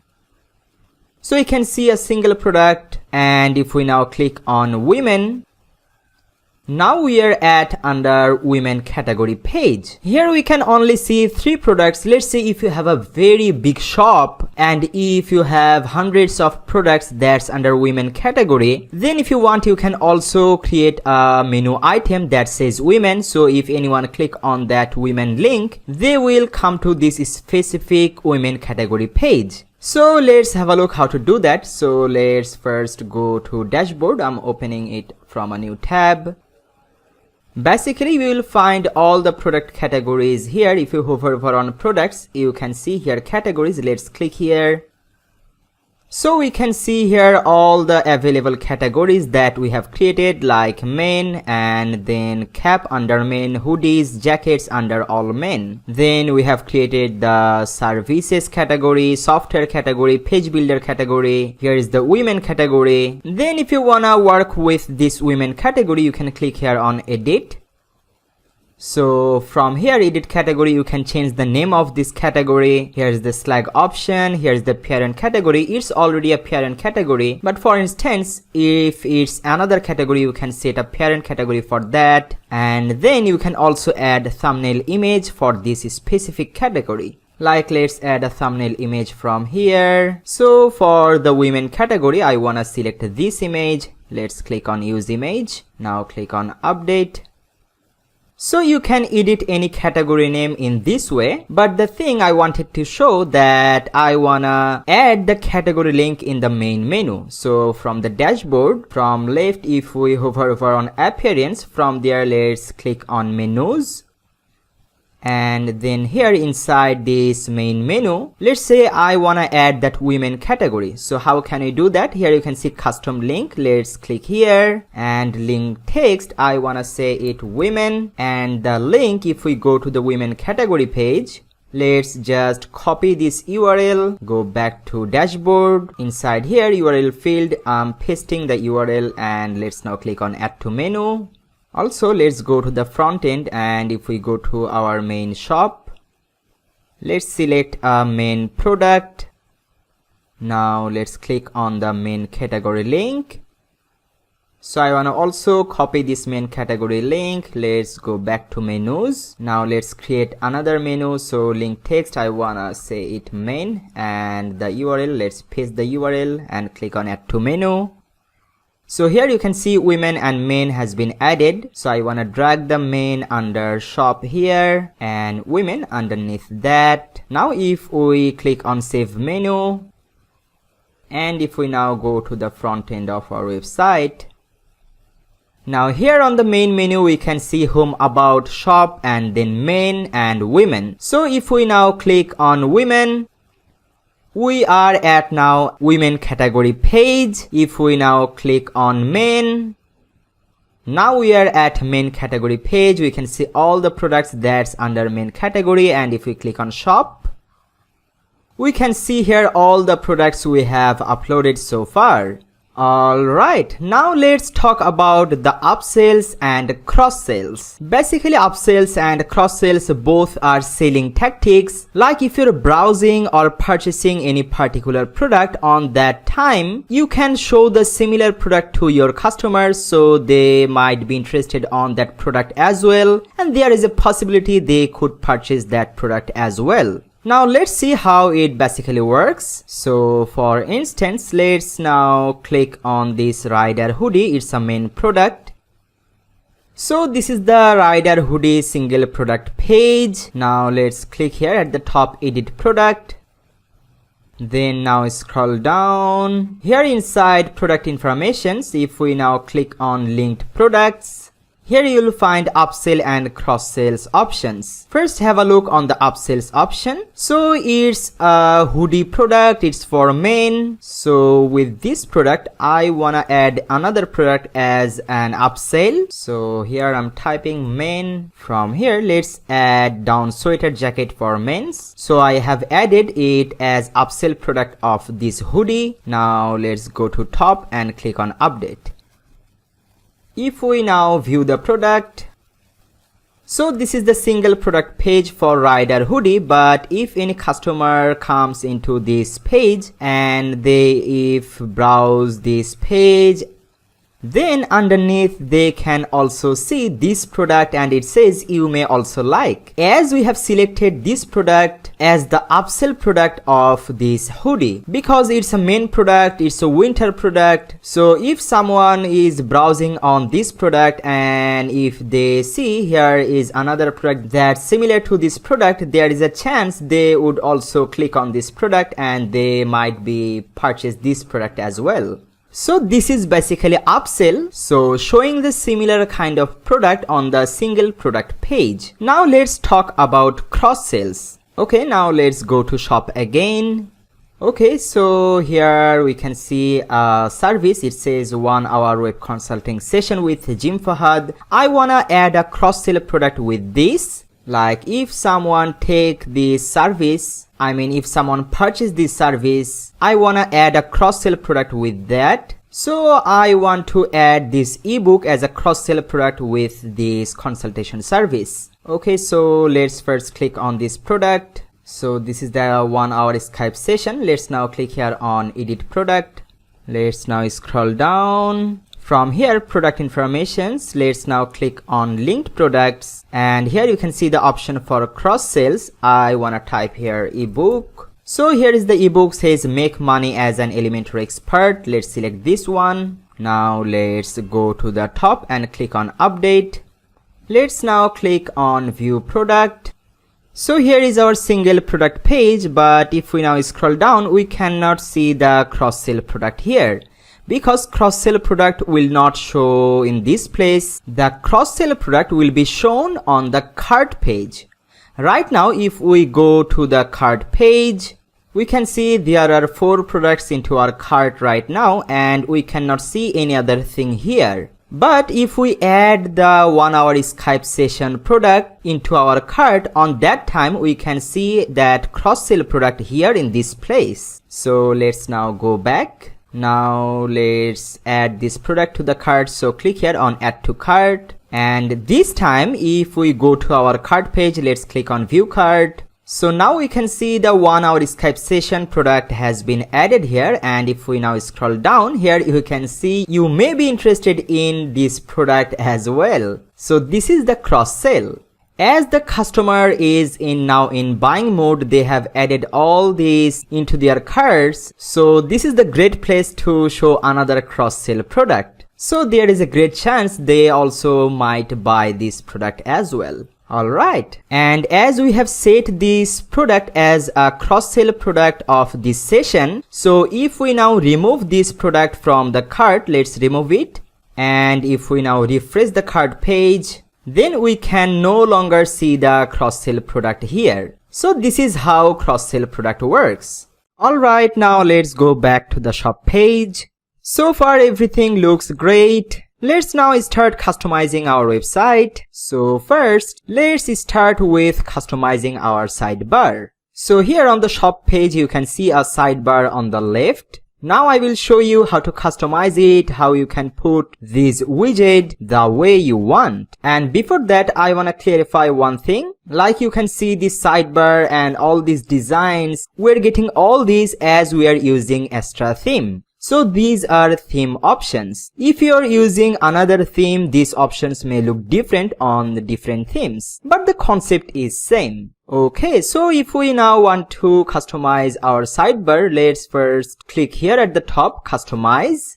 So this is the theme customizer. Here we can see all the products on the right, and we can see the sidebar on the left. Now from the left bar, if we first go to here inside the sidebar, then we can see here default layout option. Then here is the settings for pages that sidebar will be shown or not. And then here is the option for WooCommerce. So here you can see for WooCommerce left sidebar is selected, and that's why we can see the sidebar on the left. If we select it to right sidebar, now we can see the sidebar on the right side. Okay, let's keep it on the left. By the way, if you don't want to keep this sidebar, you can just select no sidebar. So we can no longer see the sidebar left or right. Okay, so for now I wanna keep it on left. Even you can specify if you want this sidebar on the single product page or not. Like if we now go on a single product, now we cannot see any sidebar on single product page, but if you want any sidebar on single product page, then from left here you can see single product. From there you can select this left sidebar. So we can see a sidebar space at the left. I know there is nothing inside this left sidebar, but you see already there is a space created for left sidebar. But for the single product, I don't want that, so I want to keep it default because the default is no sidebar for single product pages. Okay, now if we go back to shop page, here on the left sidebar, you can see different widgets. Like here you can see a search widget. Then here we can see our best seller widget. Then if you scroll down, here you can see browse by categories widget. So what are widgets basically? Okay, let's make it simple. Widgets are basically more options that add more functionalities into your website. Like you can already see that you can search from here. Like if you're looking for a specific product, you can search from here. Then you can see the best selling products here. You can also see the categories here. But now let's see how to add these by ourselves. So for that, let's now go back. And then here we can see widgets. So click here. And then we can see here WooCommerce sidebar. So that's basically the name of this whole sidebar on the left. Let's now click there. So here you can see all these 4 widgets. So the first one is product search, and that's why we can see it here. If you don't want that, just click on this down arrow and click on remove. It's gone. Also here we can see our best sellers. If you want to remove that, just click on the down arrow and let's remove it. Also, if you don't want this category, just click the down arrow and remove it. Also, you can see here is a filter. If you don't want that, just click on the down arrow and remove it as well. Then again, if you want to get back these widgets, then you can click here on add a widget. Then here you can see a lot of widgets are available here, like product search. This one, if we select this, we can see here again that product search bar. Even if you want to give it a title like search products, see, it's instantly there on the sidebar. But to make it more clear, I want to do this from WordPress dashboard instead of this customizer, so that would make more sense to you. So far what we have done, let's now click on publish to save our work. Let's now click on this X to exit this customizer. Now we can see only the search bar on the left and nothing there. So I wanna now go to the dashboard from a new tab. Let's move this one to the left. Okay, so this is our dashboard and this is our front end. So from dashboard, from the left bar, if we now hover over on appearance, from there we can go to here widgets. By the way, we can see here lots of notifications. I don't want that, so close this. Also here Elementor wants some review from us, so for now I'm saying no thanks. Alright, so this is our widgets. Let's minimize this one. Okay, so first, if you have a look on the left side, here you can see all the available widgets. Like here you can see the search, recent viewed products, products by rating, product categories, all these. Now if you have a look on the right, here we can see a sidebar name, WooCommerce Sidebar. Let's now expand it. And right now we can only see the product search bar here, and that's why we can see the product search bar here on the left. Now let's go back. So for instance, if you don't want that search bar, just click on this down arrow, click on delete. So there is no widgets inside WooCommerce Sidebar. If we now go to the front end and refresh the page, so now there is nothing on the left bar. Okay, now let's add some. So first I wanna add the filter products by price widget. So here it is, filter products by price. Now let's click on the down arrow. Now it says where we want to include this widget. That means in which sidebar we want to include this widget. So we wanna include inside WooCommerce Sidebar. So let's select WooCommerce Sidebar and click on add widget. So now have a look on the WooCommerce Sidebar. Here it's added filter products by price. The title says filter by price. That's fine. Now click on done. If we now go to the front end and if we refresh the page, now we can see here filter by price widget. And I really like this widget. Like here we can see all the products here, but you can filter that by dragging it to the left. Like if you want to see only the products that's between $40 to $500. So you see the price range is now in between $40 and $500. Let's now click on filter. So we can now only see the products those are between $40 and $500. See, all these products are under $500. But again, if we drag this filter to the very right and now click on filter, now we can see all the products. So in this way, your customer can browse because they might have a budget in their mind.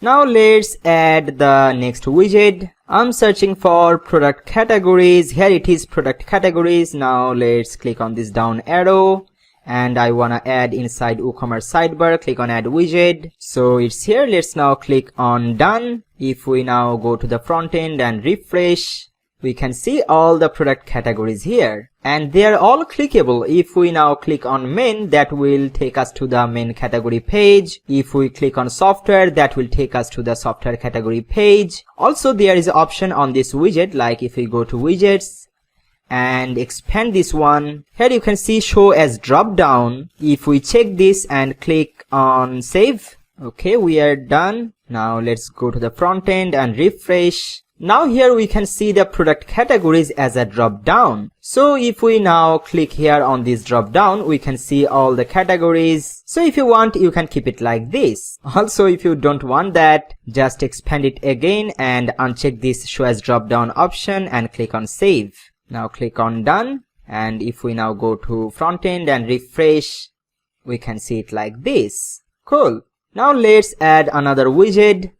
This time I wanna add a product widget, so I'm searching for the product widget. Here it is. So let's now add this widget. Now select the WooCommerce sidebar and click on add widget. Now here you'll find more options, like here you can see all products. From here, if you select on sale products, and let's now click on save. Now let's go to the front end and refresh the page.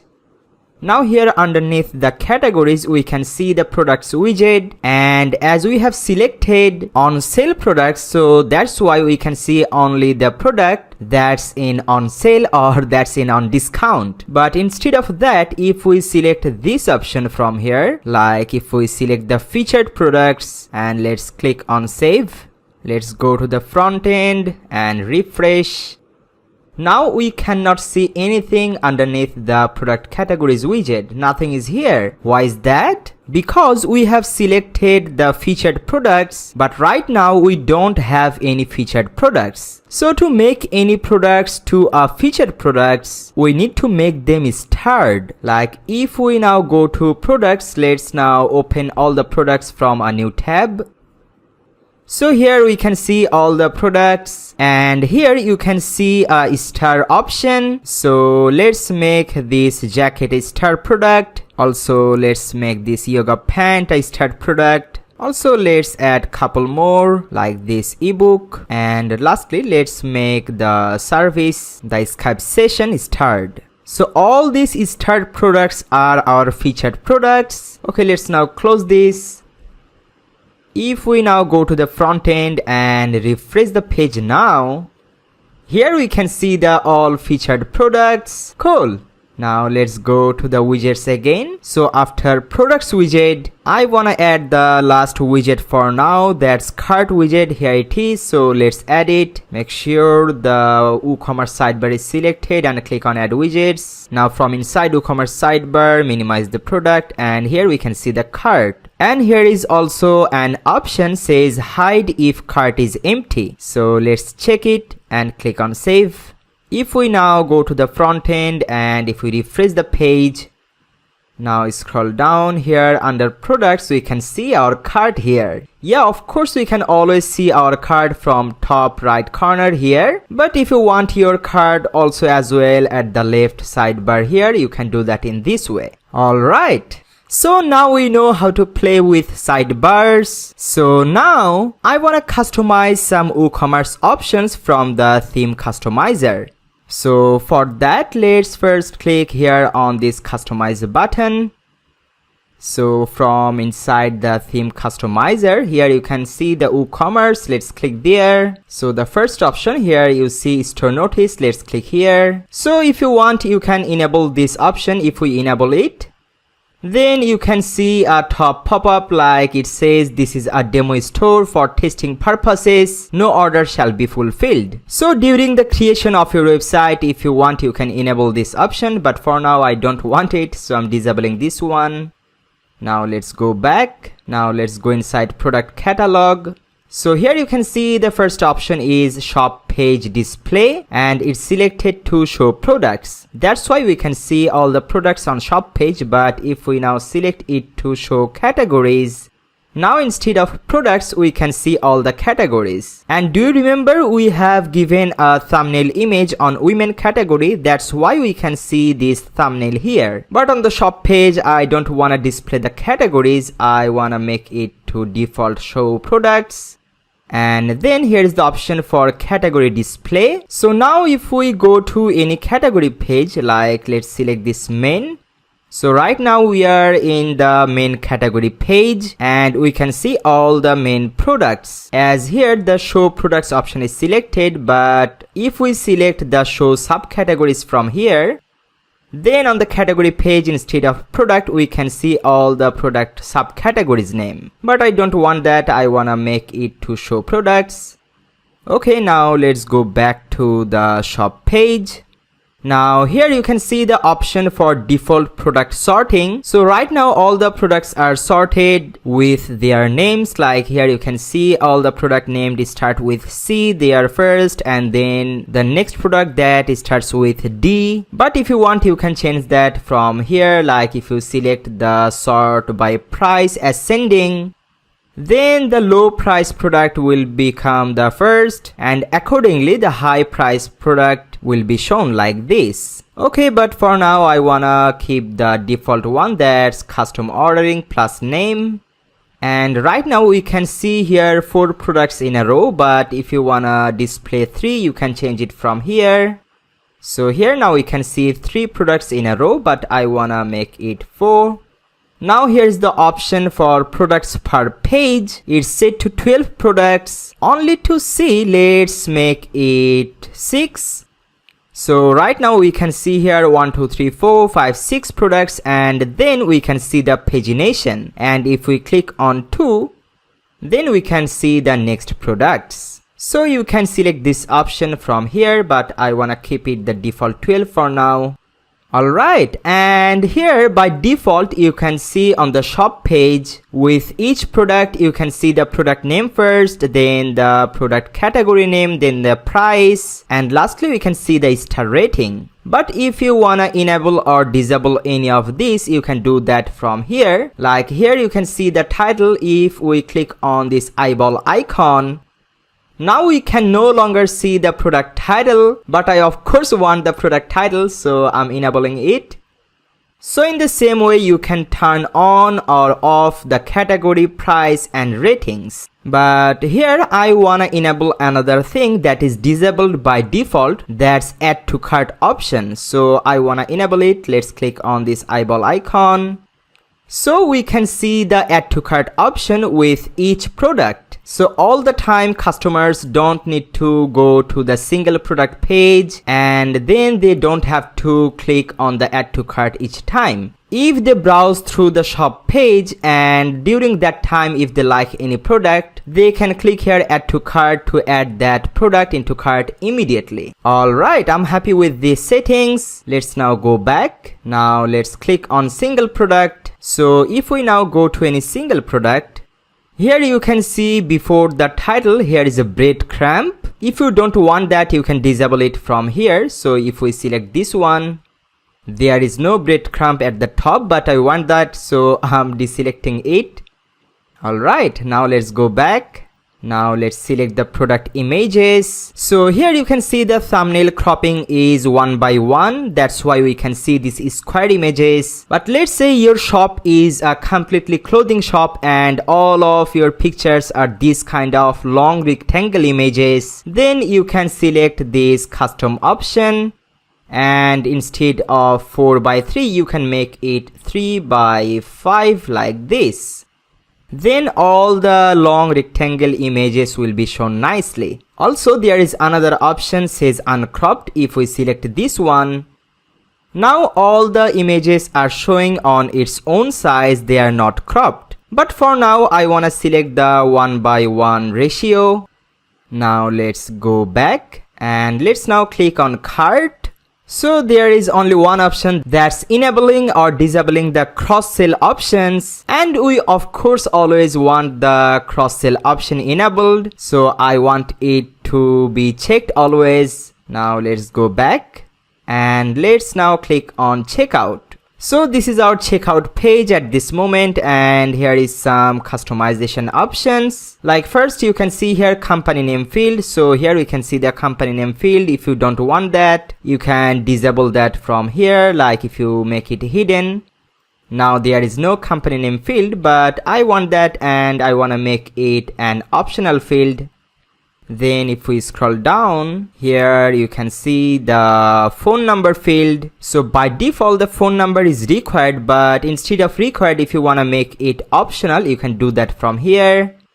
Then you see this option is checked. It says highlight required fields with an asterisk. So we can see an asterisk icon with all the required fields. So I want it to be checked. And then here you can see the option for choosing our privacy policy page, but we don't have any privacy policy page at this moment. And here is the option for selecting the terms and condition page. We don't have this page either. So let's create these two pages really quickly, because these two pages are crucial for any e-commerce website. So whatever changes we have made so far, to save it, let's click on this publish button. Let's now click on this X to exit. So now we wanna create our privacy policy page. So let's now hover over on new and click on page. So page title, I wanna name it privacy policy, and then you can put your privacy policy text here. Just don't put any random text here. Put your original privacy policy text. If you can write privacy policy text, you can write that, or you can hire someone to write your privacy policy text. So here I'm just pasting some dummy content, because you know the privacy policy page or terms and condition pages are with only some text. I mean that pages only has some text, there is no images needed. So after writing all this text, click here on the publish button at the top right corner, click on the publish again, and let's now create our next page. So click on this WordPress icon. Now let's click here on add new. This page title, I wanna name it terms and conditions. Also I'm pasting some dummy content here. Now let's click on publish. Click publish one more time. Okay, it says page published. Now click on this WordPress icon. Let's go to the front end of our website, and let's now click on this customize again. Let's now go inside WooCommerce and then click on checkout. So now we have our privacy policy page. So let's select that page from here. This is the privacy policy, and then underneath here you can see terms and condition page. Let's select the terms and condition, this one. So if we now scroll down on checkout page, now on the right side you can see here, before placing order, here it says your personal data will be used to process your order. So people can read everything from your privacy policy page, and you see here is your privacy policy page linked. And then here is another option. It says I have read and agreed to the website's terms and conditions. So what are the terms and conditions? That's why here is the terms and condition page has been linked. So if now anyone click here on terms and conditions, they will go to our terms and conditions page. So the customer now can check this and they can place the order. Alright, now from left top click on the publish, and let's now click on the X to exit. So we are now at our shop page and we can see the sidebar, but if we now go to the cart page, and let's say if you don't want this sidebar on your cart page, you can enable or disable this sidebar option from any page individually. So if you don't want this sidebar on your cart page, just click here on edit page. Then on this particular page settings, on the right here you can see Astra settings, and here is the sidebar. Let's make it no sidebar and click on update at the top. Okay, at the bottom left it says page updated. Let's now click here on view page. Cool, there is no sidebar at our cart page. Also, if we now click here on proceed to checkout, I also don't want the sidebar on our checkout page. So from the top, let's click on edit page to make the change on this particular checkout page. So from the right here you can see the Astra settings sidebar. For the checkout page I'm selecting no sidebar. Now let's click on update. Now let's view the page.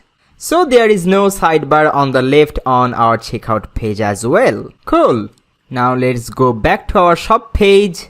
Okay, now let's see how to make your website more customized. Like here, instead of this logo, I'm showing you how to put your own logo here. So to do that, let's go to customize again. Click here on customize. Now from inside the customizer, let's now click here on header, and then let's click on site identity. So here you can see all the logos, like this is the regular logo, this is the retina logo, and this is the mobile logo. So first I want to remove all of this one, and remove this one. So there is no logo at the top left, and I only want to use one logo, so I'm deselecting all these options. So to upload our logo, click here on select logo, then go to upload files, click on select files. Now I want to select this logo. You will also find that inside the download folder. Now let's click on open. Now click on select, and it says if I want to crop this logo or not. For now I don't want to crop it, so let's now click on skip cropping. So here's the logo, but it looks a bit bigger, so let's reduce the size from here. If we drag this bar to the left, you see the logo started decreasing the size. So I want to keep the logo with 80. It looks perfect.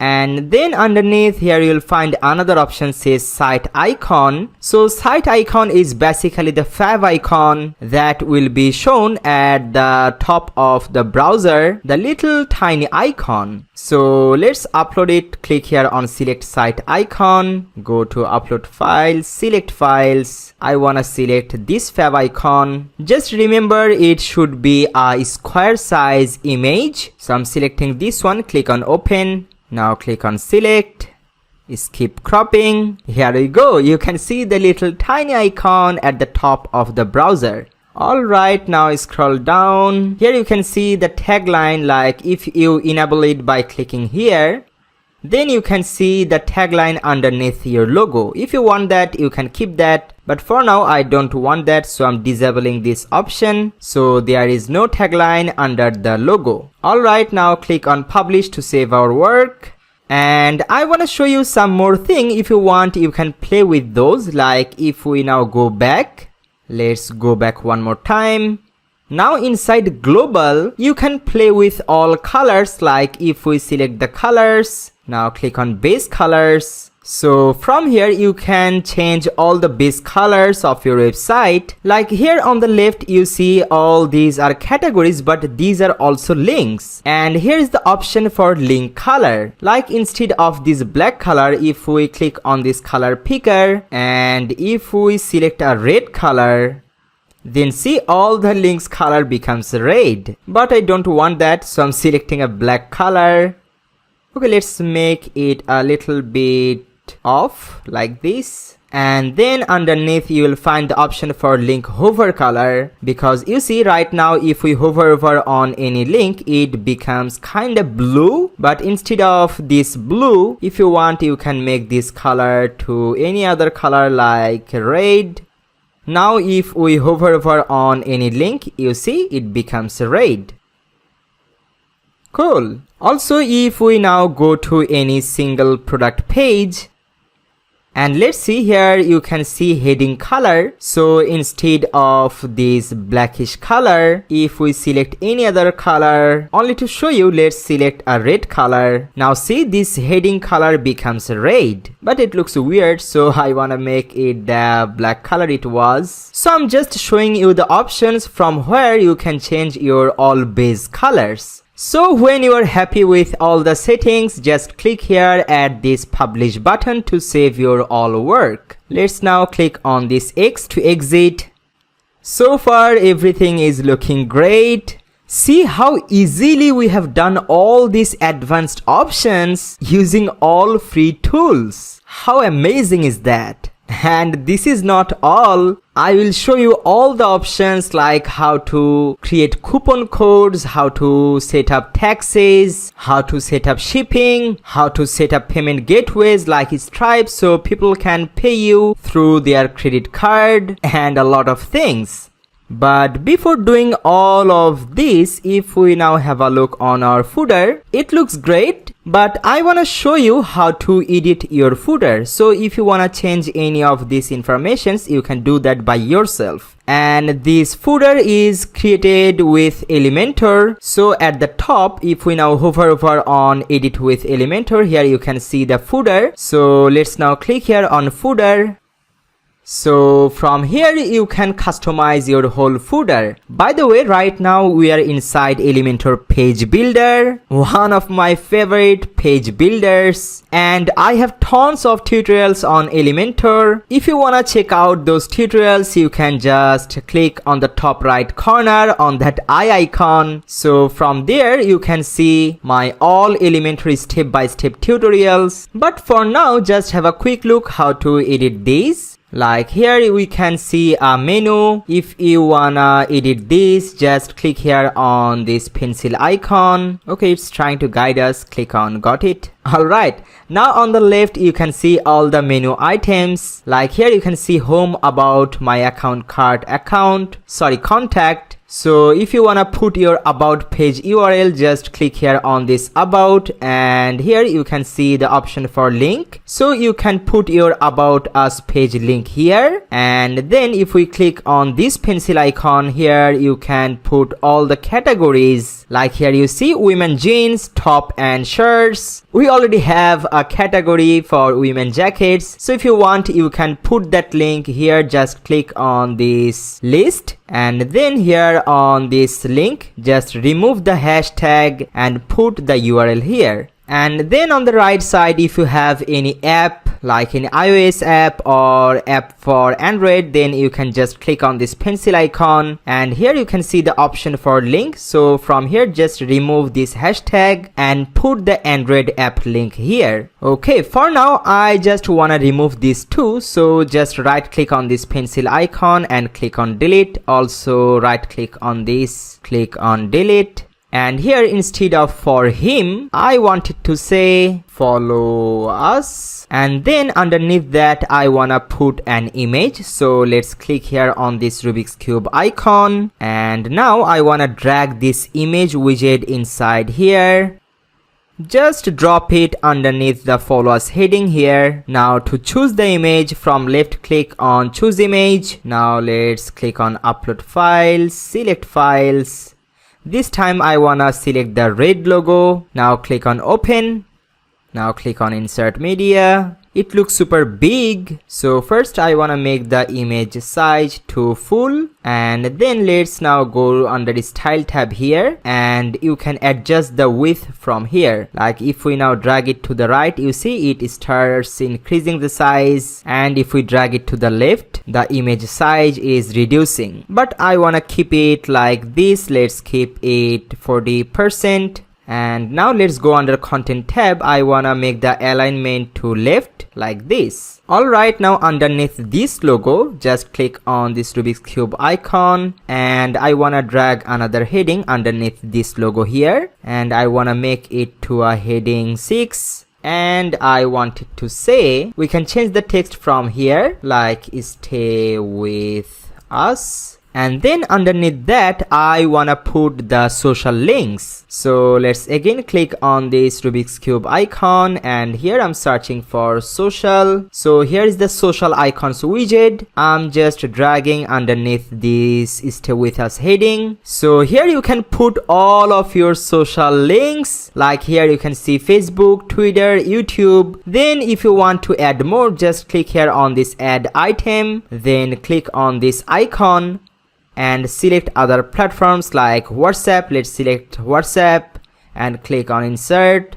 If you wanna add more, just click again on add items. This time I wanna select Pinterest. Here is Pinterest. Now click on insert, and then you can put your Pinterest link here inside the link. Then if you click on Facebook, you can put your Facebook page URL link here. So if anyone clicks on this Facebook icon, they will go to your Facebook page. Same for the Twitter, and if you have a YouTube channel, just click on this YouTube and put your channel URL here like that.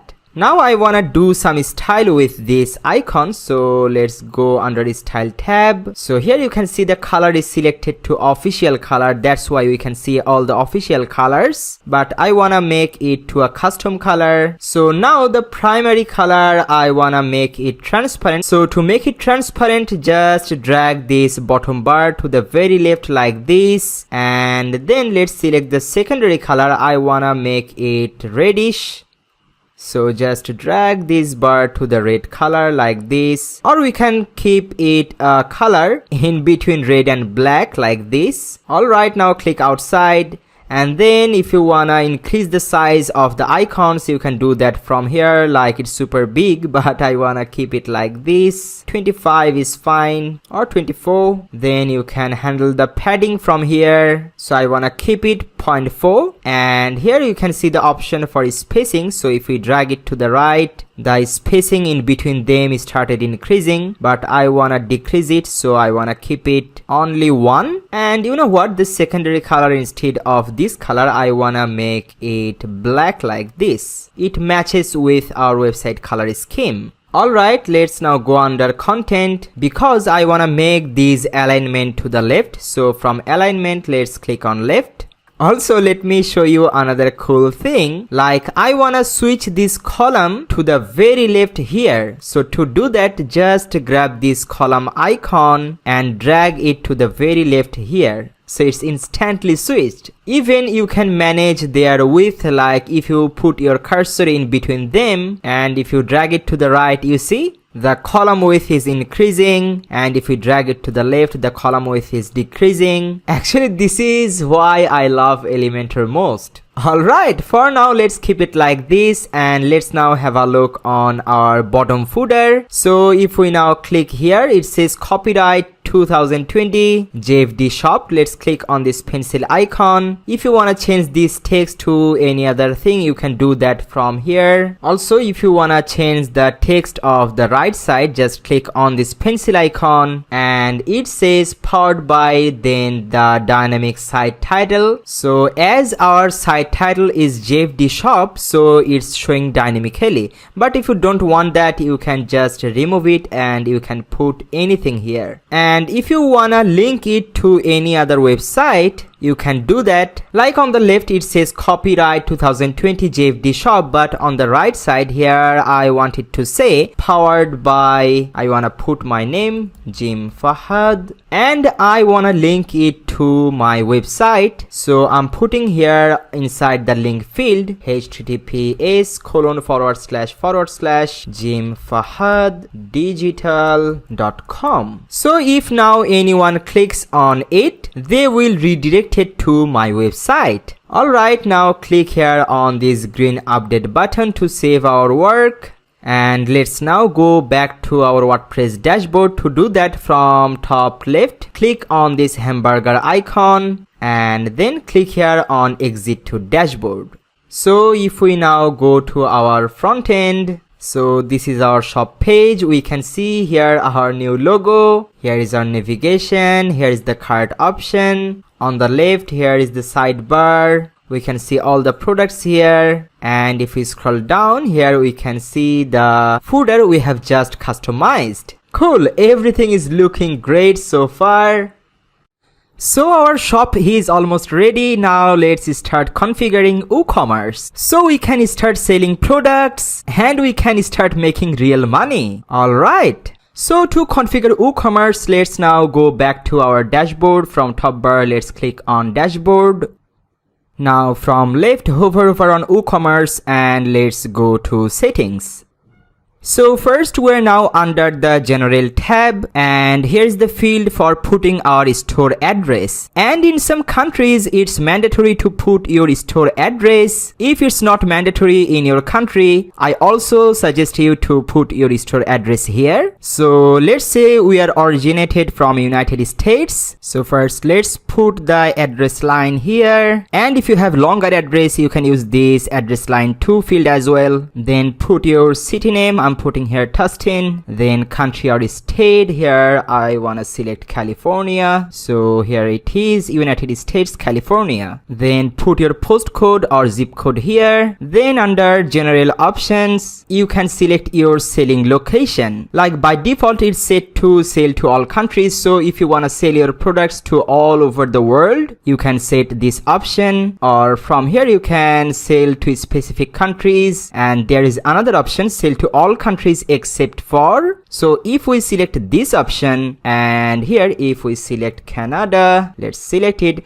So you can now sell to all over the world without Canada. But no, I don't want that. So I want to select the option to sell to specific countries. Let's say I want to only sell to United States, then United Kingdom, and let's say on Canada as well. Then here's the option for shipping locations. So here I want to select ship to all countries you sell to. That means I will ship to these 3 countries. Then here default customer location. So by default it's set to shop base address, but I want to set it to geolocate. So let's select geolocate. So if we select geolocate, then WooCommerce will track your customer's address by using their browser data. So according to their geolocation, the shipping method or tax rate will be adjusted. That's why I'm setting this to geolocate. And then here is the option for enable taxes and enable coupon codes. I will talk about these options a bit later. And then underneath we already have talked about these currency options. So for now let's click on save changes. And you can see here a pop-up says geolocation has not been configured, as we have set the default customer location to geolocate. So to enable this option, we need to configure the geolocate using MaxMind. So you can just click here, but if you not find this kind of pop-up, then you can go under here integration. So you can find the MaxMind geolocation customization option here. So to enable the MaxMind geolocation, we need to put here a license key, and for that we need to create a MaxMind account. It's completely free. So what you can do here, you will find a link that's MaxMind geolocation documentation. I'm opening this documentation from a new tab. So this is the whole documentation. If you want, you can read this whole thing and you can do it by yourself, but I'm also showing you how to do that. Here you will find a link for creating MaxMind geolocation account. Let's just click here. Then we need to sign up for Geolite 2. So let's sign up. Here I'm putting my full name, that's Jim Fahad, company name Jim Fahad Digital, then industry, our industry is e-commerce, then country United States, intended use, we want to use it for language localization, then email address, I'm putting here my email address, and then phone number, and this field is optional, so I'm keeping those blank. Let's now check it. We agree with their terms and service. Now let's click on continue. It says thank you for signing up. You will receive an email with instructions for accessing the database. Okay, I'm waiting for getting their email. Here we have received the email, so I'm opening it. So it says, dear Jim Fahad, thank you for creating an account and all this. Here it says you must first create a password here. So let's click here. And here is our token key that we need. So first I wanna copy this token. Then here I'm creating a password. Also retype the password here. Now let's scroll down and click on reset password. I'll close this pop-up. Alright, it says password set. Now let's go back to our WooCommerce dashboard. And remember, we have just copied the token. That's actually the license key. So just paste that license key here. By the way, for some reason, if you have lost your license key, just go to your MaxMind account. Then go to my account. Just put your username and password again and log in. Then from left bar here you can see my license key. Just click here. So then you can click here generate new license key. So you will get your new license key from here. Alright, but we have already our license key put here. So now click on save changes. It says the MaxMind license key is invalid. If you have recently created this key, you may need to wait for it to become active. So actually everything is set up correctly. We don't need to do anything else as our account is new. So it would take some time to make it activated, but we are done with it. Now let's go under products tab here. Let's close this pop-up for now. So from here you can see under shop pages, here is our shop page selected. We don't need to do anything with it. And then here's the add to cart behavior. So right now you can see by default the enable Ajax add to cart buttons on archives is selected. That's why if we now go to our shop page and if we now click any product to add to cart, you see it's loading using Ajax and it's been added to our cart, but we're still at our shop page. Then when we click on view cart, we will go to our cart page.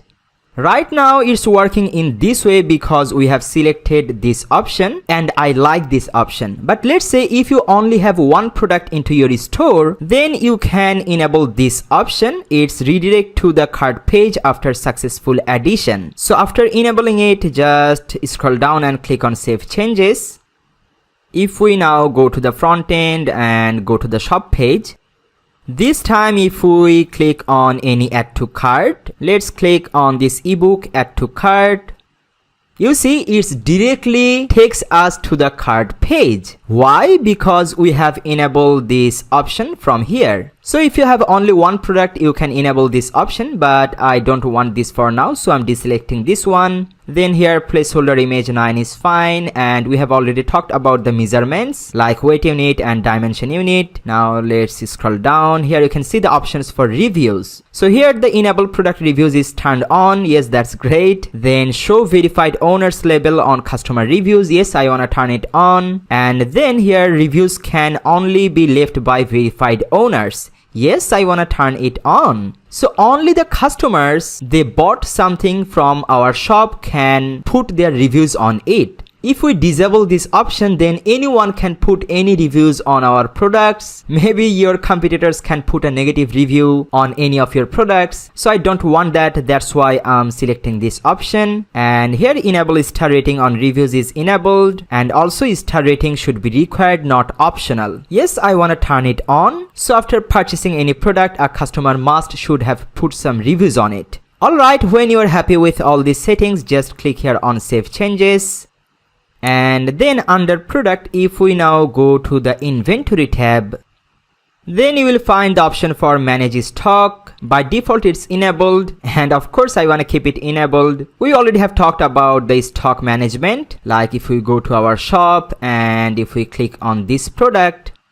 For this product, you may remember we have enabled the stock. Like here it says 15 stock because our manage stock is enabled. And there is the option for hold stock, and this option is really interesting. Like by default, you see the hold stock minutes in 60. So that means 60 minutes. So let's say for this product, we only have 50 in stock. So at this moment, we cannot sell this product more than 50 quantity. Now let's say if any customer orders 40 of it, and then if they just click on add to cart, then these 40 products will be reserved for that customer for the next 60 minutes. Even if that customer doesn't buy that product will be reserved for that customer for the next 60 minutes. So on that time, if other customer comes to this store and if they wanna buy 20 of it, that customers cannot buy 20 more, because out of 50, already 40 products are reserved for that first customer. But if the second customer put here 10, they can buy it. So here the hold stock minutes, I don't want to reserve it for a customer for 60 minutes. That's a long time. I want to make the whole time only 15 minutes for a customer. So if the first customer buy it within the 15 minutes after adding it to cart, they can buy it. That will be reserved for them. But if 15 minutes exceeds, then the second customer can buy this product. Alright, now here's the notification options. Like here, enable low stock notification is turned on and enable out of stock notification is turned on. Yes, I want to turn both these options on. Then where will you get these notifications? You will get these notifications on this email. If you want, you can change this email address. Then here is the low stock threshold number. So by default it's 2, but if you set it to 10, So if you have any product 50 in stock, then out of 50, if there is only 10 products remaining, then you will get a notification email on this email address. Also, here's the out of stock threshold. So when your all stock products will be sold out, then you will also get an email like, hey, you have sold all of your products, stock more products as soon as possible. And then here's the option for out of stock visibility. So if you turn it on, then your out of stock product will not be shown on the catalog, on the shop page. But I don't want to turn it on, so people can still see the product. And here is the option for stock display format. So from here you can select these options. Like if we select the first option 12 in stock, so in this page it will be always shown the 50 in stock. But if we select this option, the second option, then if you have only 10 products remaining, so that will be shown like 10 in stock. So it will be counted itself and it will be adjusted. So for now I wanna keep it the first option, or let's keep the second option. Alright, now click on save changes.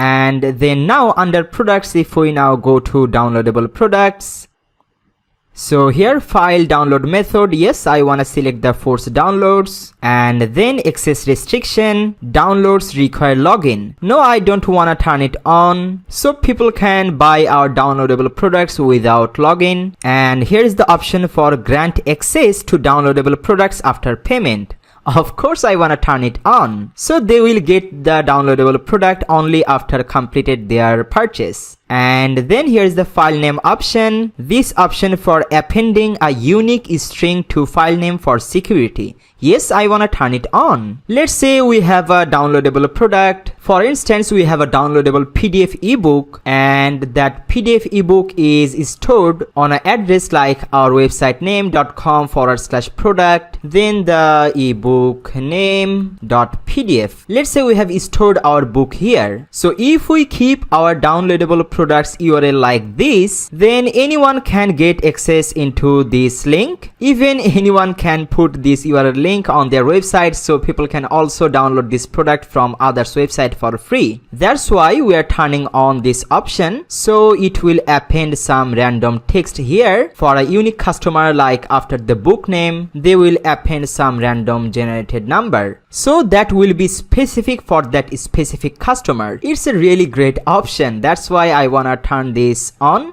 Let's now click on save changes. So we are done with our product settings. We will talk about the shipping and payments a bit later. Now let's go under accounts and privacy settings. So here the first option, allow customers to place orders without an account. No, I want to turn it off. So if anyone wants to buy anything from our shop, they must need to create their account first. Then the second option, allow customers to log into an existing account during checkout. Yes, I want to turn it on. So if any customer has their existing account already, they can log in from the checkout page. Let's have a look. I'm opening it from a new browser. So here I'm not logged in. Let's now add this to cart. And if we hover over on the cart and let's go to checkout. So if they are new customer, they can create their account by filling up all these informations, but they already have an existing account, so they can click here, create here to log in, and they can log in using their email and password. Then they can complete their order. Alright, let's close it.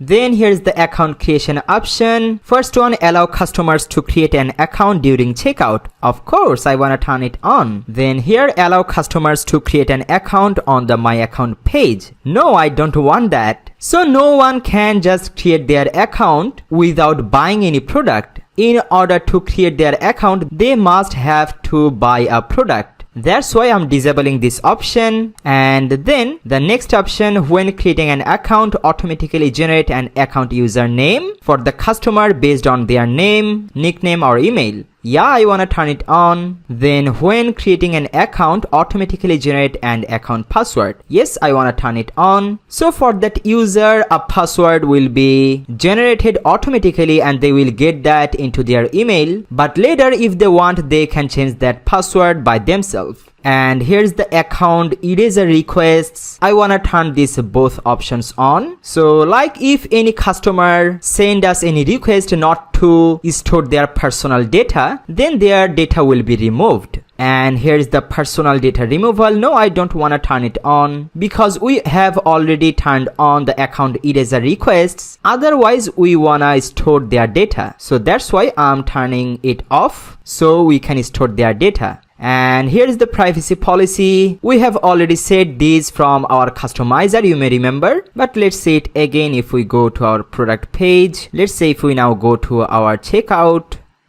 Then here everything you can see like this text, you can change all these from here. We have already seen this how to do this from customizer. Now let's scroll down. Here is the other options like personal data retention. So let's say if you wanna inactivate your any customer's account, if they are inactive for 60 days or anything, so you can put those informations here if you want, but I'm happy with the default settings. So let's now click on save changes.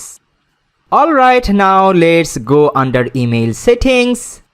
So here you can see the new order, cancelled order or failed order. So whenever you will get any new order, you will get an email on this email address, or someone cancelled any order, you will also get that email on this email address. And if you want to change this email address, you just click here on manage. And from here you can change your email address. Now let's go back. And underneath these, all these emails are set for the customers. Like whenever their orders are on hold or their orders are under processing or for completed orders, they will receive an email for that. So let's say here you can see this email for completed orders. If we now go to manage. So right after purchasing any product, a customer will receive an email like this. On that email, the subject line will be, by default, it's set to your order is now complete. And you can see its site title dynamically, and our site name is JFD Shop. So they will get an email like your JFD Shop order is now complete. But instead of that, if you want to write anything custom, you can do that from here. Then the email heading, by default it says thanks for shopping with us. If you want, you can change that to anything. Also you can change the additional content from here. So let's now go back. So in this way, if you want, you can manage all these emails or all email text from here if you want. Now if we scroll down at the very bottom, here you can see the default options. So these default options are for all of these emails that will go to the customer. So here's the default from name is JFD Shop. So whenever they will get any of these emails, they will get that from JFD Shop. And the from email address, they will get the email from this email address. But if you want to change this email address to any other address, you can do that from here. Let's say if you have a very big store, so you can set up a different email only for managing the orders, like support@yourwebsite.com, like that. And then here's the email template. So if you want, you can customize the email template from here. And also we can preview the email template. I'm opening it from a new tab.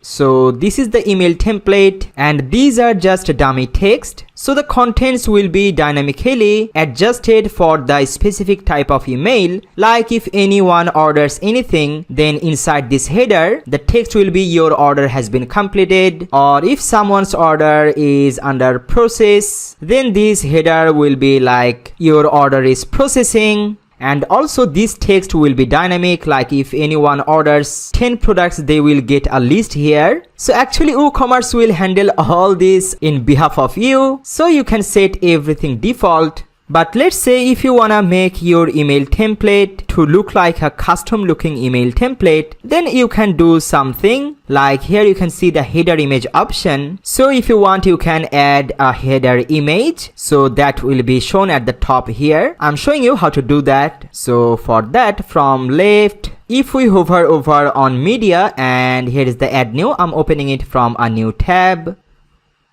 So let's upload a logo here. Click on select files. Let's upload this image. Click on open.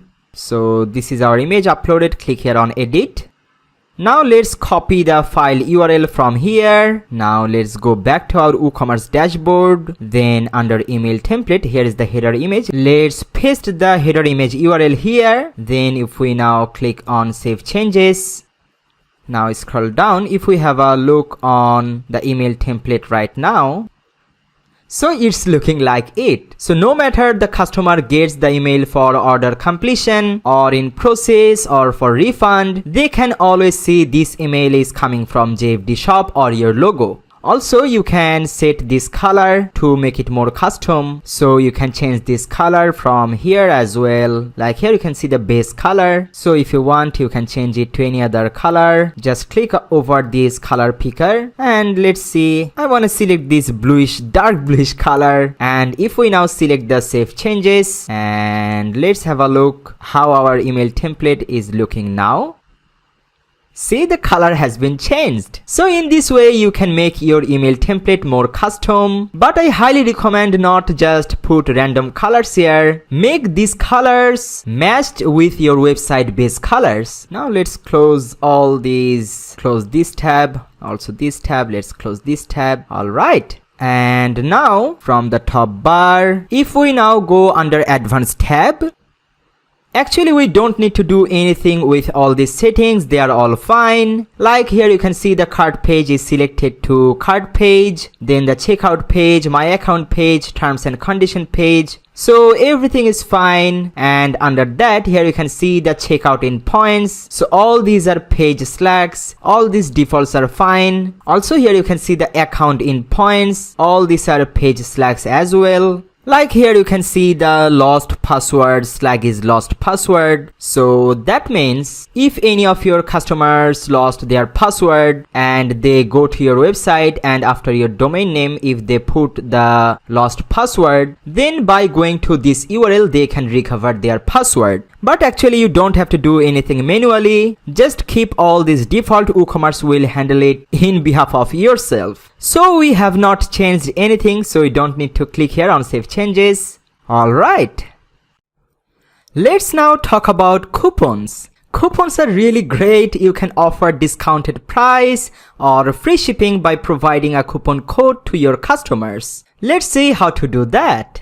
So before creating a coupon code, first go under General tab and just make sure here the enable coupons. This option enable the use of coupon codes is enabled. Now from the left under WooCommerce, here you can see coupons. Click there. So we don't have any coupons right now. Let's now add a new coupon. You can click here or you can click here. So first let's put the coupon code here, and let's say we wanna create a coupon code only for women products, and let's say it's a 20% discount for all women products. So I wanna name the coupon code women 20%.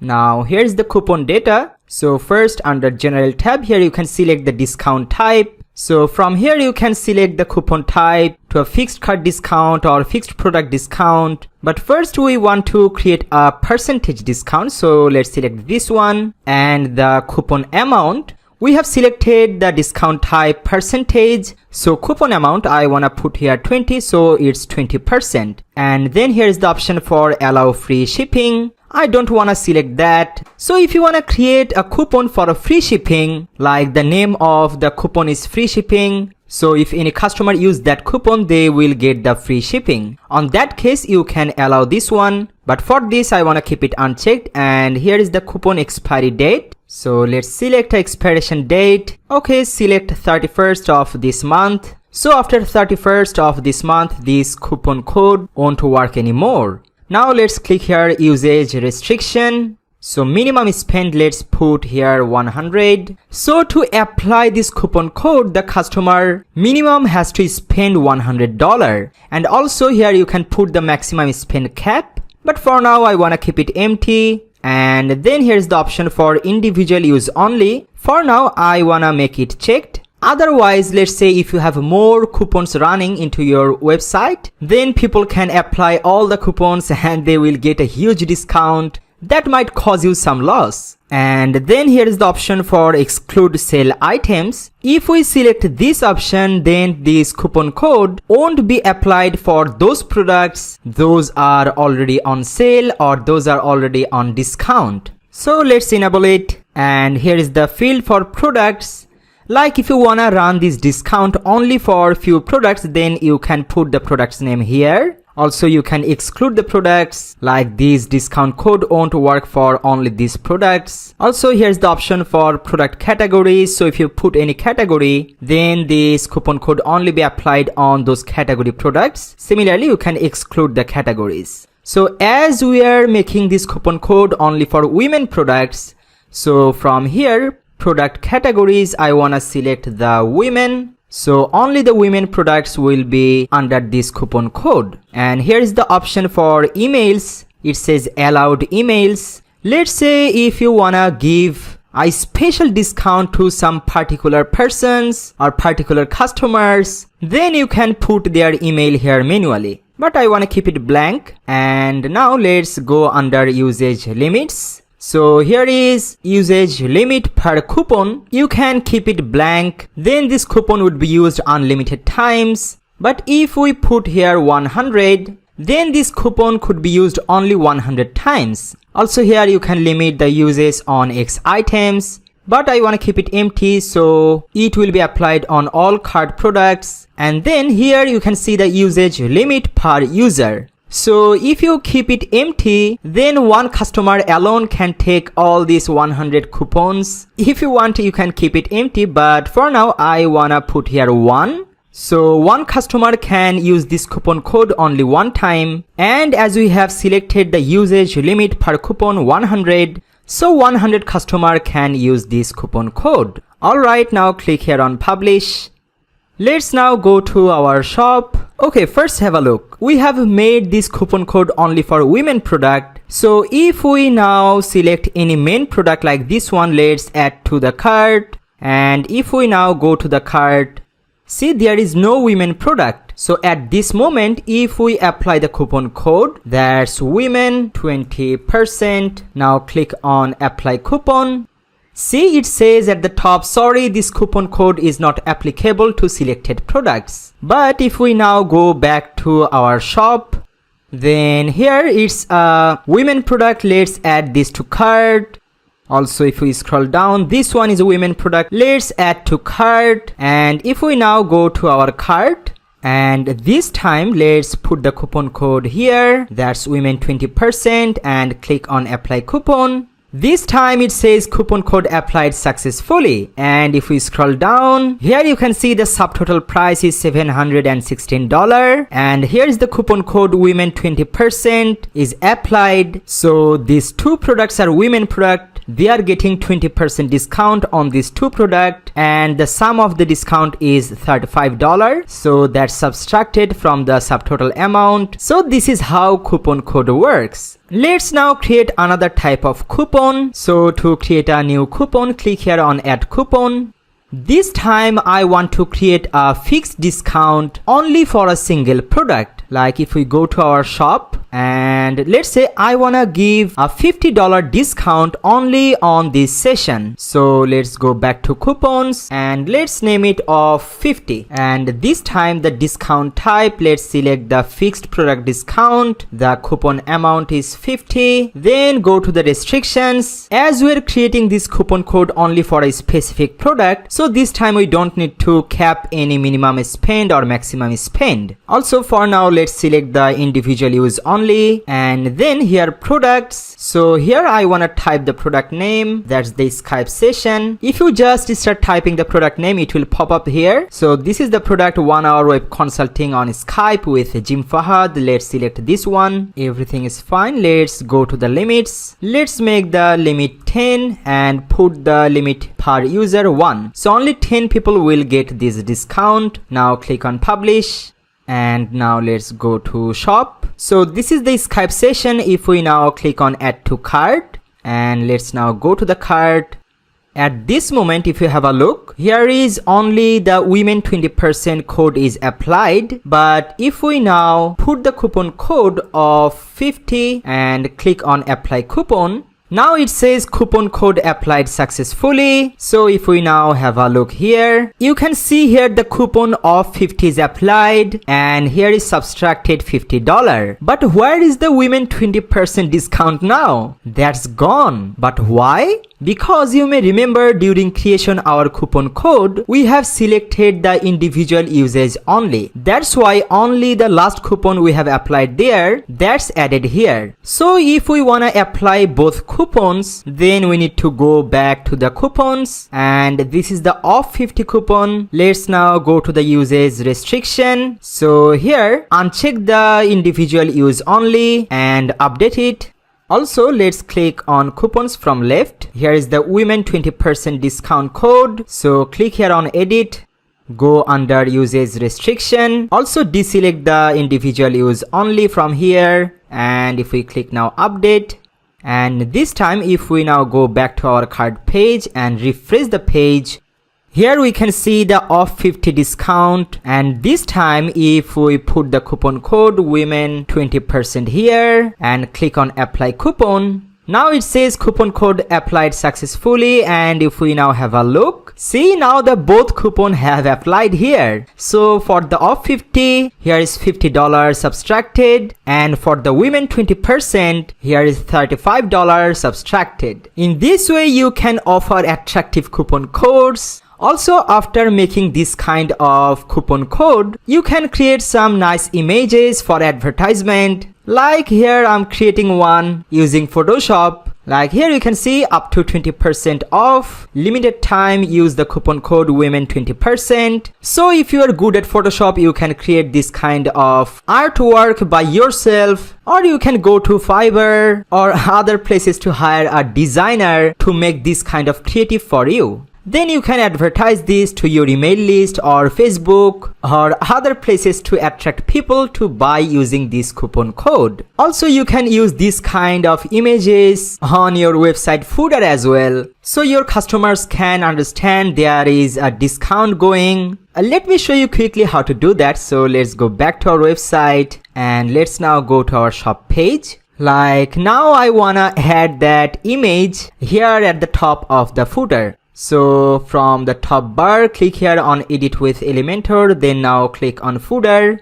So now we are inside Elementor page builder, and once I already have told you that I have complete tutorials about Elementor, you can literally design anything whatever in your mind. So to watch step-by-step Elementor tutorial, you can click on the top right eye icon, or you can check out this YouTube channel. So you will find all step-by-step tutorials about Elementor. Okay, so this time I wanna add that section at the top of this sub footer. So let's click on this plus and now click on this plus icon and let's select a 2-column structure. So this is the left column and this is the right column. Let's now click on this plus icon on the right column. Now let's drag an image widget on the right column here. Now let's select the image, go to upload files, select files, inside products, go to the coupon folder, and here is the image creative that I have created. Now click on open.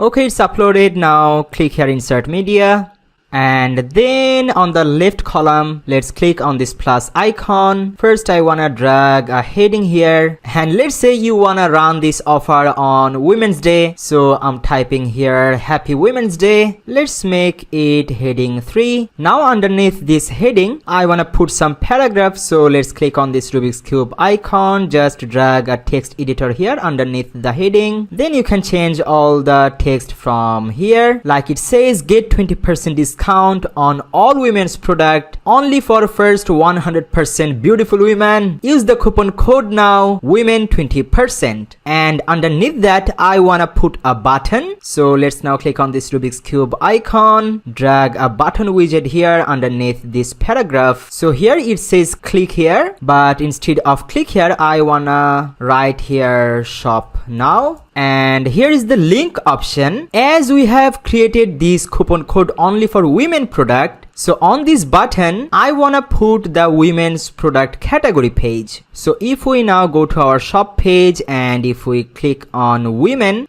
so right now we are at the women category page. So let's just copy this URL and go to Elementor Builder. So here the button link, remove the hashtag, and I'm pasting the category URL here. Also, I want to make the image more bigger. I want to make this column bigger. So I'm just dragging this a bit right, not right, on left. Okay, let's keep it like this. If we now click on update, so it's saved. Let's now go to the top hamburger icon, click on exit to dashboard. If we now go to the front end of our website, let's go to the bottom. Here we can see the nice section. So here we can see the nice artwork at the right and we can see some text on the left. But you know what? I wanna do a bit customization on this section, like I wanna add some space at the bottom and top. So let's now click here, edit with Elementor footer. So let's select this section by clicking on these 6 dots. Now go under advanced tab. Here's the padding option. Let's unbind the padding because I only want to add some padding at the top. So let's add 50 pixel at the top, and at the bottom let's add 50 pixel padding. And also at the top I want to add a tiny border. So let's now click on style. Here's the border option. Click here. So the border type, let's select the solid. Now unbind the width. I only wanna add 1 pixel border at the top. So here's the width, top is 1 pixel. And color, I wanna put a ash-like color like this. Alright, now click here on update. So it's saved. Let's now go to the dashboard and let's go to the front end of our website. And if we now scroll down to the bottom of this page, it looks really great. And if we now click on this shop now button, that will take us to the women category page. So if now anyone buys any of these women product, they will get that 20% discount. How cool is that? Alright, let's now talk about taxes. And it's really important if you want to do your business legally. You should pay the taxes to your government, and the taxes depends on your country. So let's see how to set up taxes. So let's now go to our WordPress dashboard. Now from WooCommerce, let's go to settings. First thing, under the general tab, scroll down, make sure this one, the enable taxes option, is turned on. So just enable the tax rates and calculation, and then scroll down, click on save changes. And right after that, you can see a new tab has been added, that's tax.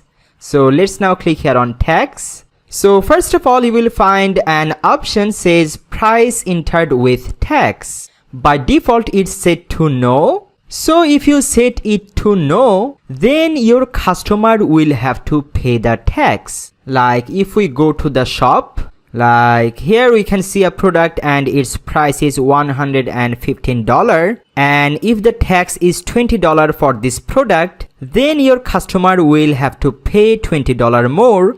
So for this $115 product, in total they will have to pay $135. But let's say if you select this one, the first option yes, then instead of your customer, you will have to pay the tax. So if you make this one yes, then from shop page, for this product the price is $115 and you are paying the tax on behalf of your customer. So after paying the tax, you will basically receive $95. So if you set this option, the first option yes, I will enter price inclusive of tax, then what can you do? You can increase the price $20 more. Like then instead of $115, you can put the price $135 as you are paying the tax on behalf of your customer. So it's up to you. If you select yes, then add the tax price with the product, and if you select no, then keep the price the way it is. Then your customer will have to pay the tax. And here you can see the calculate tax based on. So you already guessed it, right? If you select the option to no, then select it customer shipping address, or you can set the customer billing address. And if you wanna pay the tax, if you select this option, then the calculate tax based on, you need to make this option to shop base address as you are paying the tax. But for now, I wanna select this no. I will enter price exclusive of tax and then calculate tax based on customer shipping address. And then here shipping tax class, I wanna make it the first option, shipping tax class based on cart items. And these are other classes. We will set up different tax rate on each of these classes. So for now, let's select shipping tax class based on cart items. And then let's select it round tax at subtotal level. And then here is the additional tax classes. So let's say in your country you have different tax rates for different type of products. Let's say for clothing type of products, your country has a different tax rate. Then you can create a new tax class here. Just hit enter. And let's say clothing tax. So you can set up a different tax rate for the clothing products. By default, there are only two, the reduced rate and zero rate. So you can use the zero rate for digital products, because in most of the countries, digital products has no taxes. So I will show you shortly how to set up all these tax rates. From here at the top tab, you can see standard rates, reduced rates, zero rates. Also we have added here clothing tax, so that will be also added here at the top. And then here you can see the options for display price in the shop. For now, let's keep it excluding tax. Let's select it. And also display prices during cart and checkout. For now, also keep it excluding tax. And then here you can see price display suffix. So if you are paying the tax, then you can write here like including tax or including VAT. And if your customer are paying the tax, then you can write here excluding VAT. So your customer will understand the price on the shop page are excluding VAT. They will have to pay some extra for the taxes. And let's keep the display tax totals itemized. So let's now click on save changes. Now here at the top you can see all the tax classes we have added. So let's first go under standard rates. And like I said, tax actually depends on countries, even it depends on states, sometimes it depends on cities as well. So if you wanna set up a tax rate, first click here on insert row. So first let's add a tax rate for United States. So here country code, just type here United States. Oops, here is the United States. So just select it, and the state code, I'm putting here CA. CA stands for California. And then if you want to make it more narrower, then you can put the postcode or city. Now here is the option for tax rate. And if you want to know about all the tax rates, and if you are based on United States, then you can go to these websites, the taxer.com/states. So here you can see all the states, and here is the California. If we now click on California, then here you can see on California the sales tax rate is 7.25%. If we now go back and if we select New York, you see on New York sales tax rate is 4%. So let's close this. So as we are setting the tax rate for California, so tax rate, let's put it 7.25, and here's the priorities 1 and shipping is checked. Let's now add another row. Click here insert row. This one is also for United States. Yes, United States. And state code is for New York. So for New York, the tax rate I wanna set up 4.00. Priority is 1 and shipping is checked. Now let's click on save changes.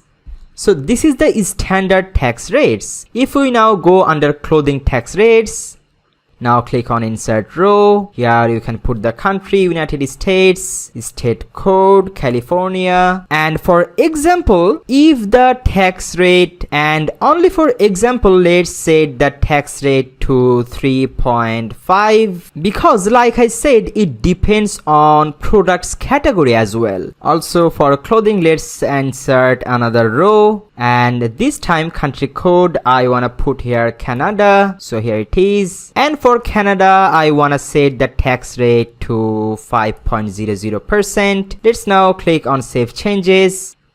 In the same way, you can set up the tax rate for reduced rate taxes. So just insert a row, and let's say for reduced rate taxes, if you put the country blank and if you only put the tax rate to 5.00%, so whenever you keep the country code blank, that means it would be applicable for all the countries. So if anyone orders any product that's under reduced rate, then no matter which country your customer in, they will have to pay the 5.00% tax rate. Now click on save changes. Now let's go under zero rate rates. Now click on insert row, and also for the zero tax rates, I want to keep the country code blank, and the tax rate I want to set it to 0.00 because I want to use this zero rates class on the all digital products. So let's click on save changes.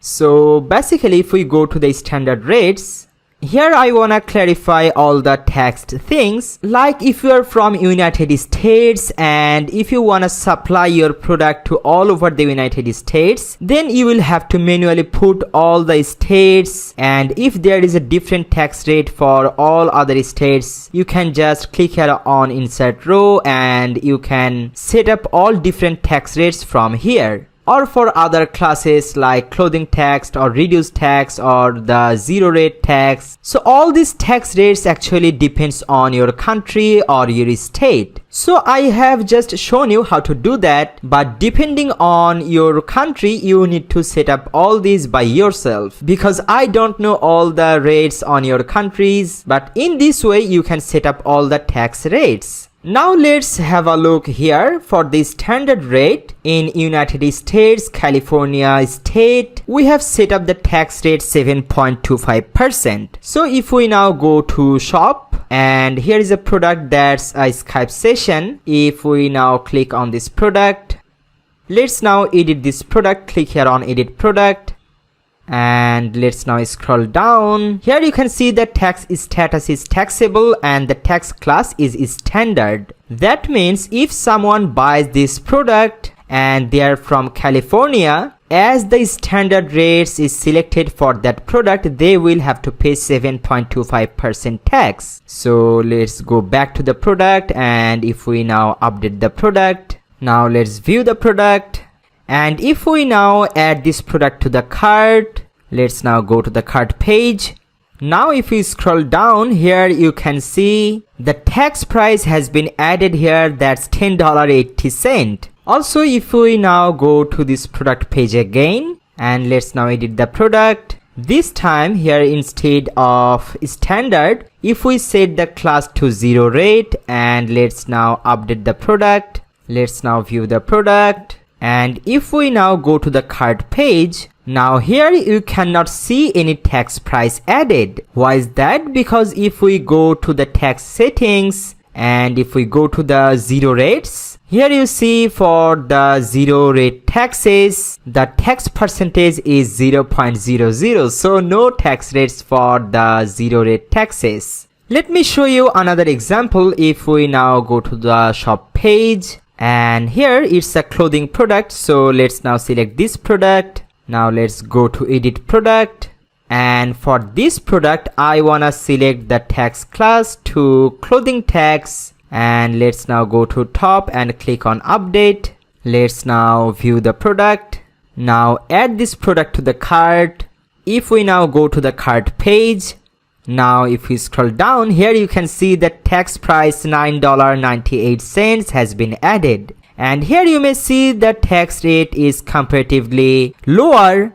Why is that? Because if we now go to the tax settings and if we click on clothing tax rates, you see for the clothing tax United States and California state, we have set up the tax rate 3.5%. That's why we can see on the cart page the tax is only $9.98 for a $285 product. So this is how tax rate works. So let's summarize the whole idea. If you're based on United States and if you want to put the different tax rates for different states, also if you want to create the different tax rates for different type of products, then you need to put all the states name here on the separated row and you need to set up all the tax rates manually. But now I want to show you another easiest way. Like if you don't want to do all these settings manually one by one, I know that's a lot of hard work. So if you don't want to do all this manually by yourself, then for that we can install a plugin. So here you can see plugins. From there, let's now click on add new.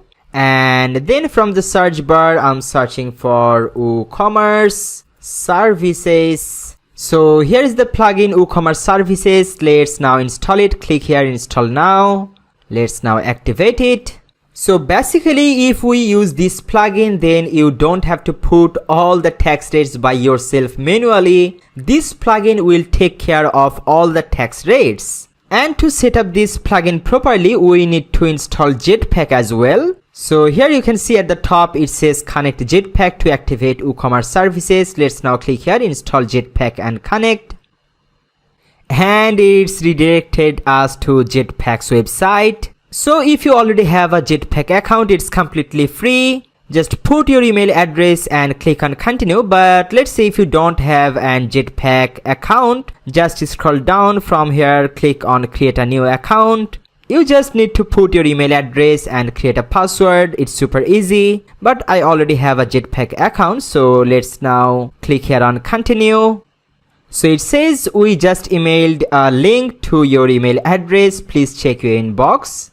So I get this email. Let's now click here login to WordPress.com.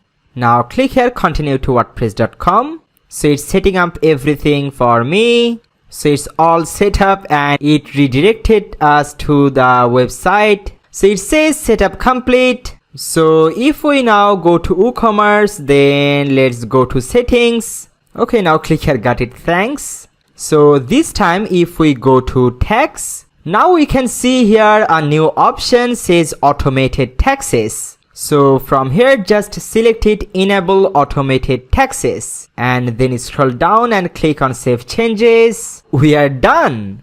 Now we don't need to put all the tax rates by ourselves individually. It will handle all the tax rates for ourselves.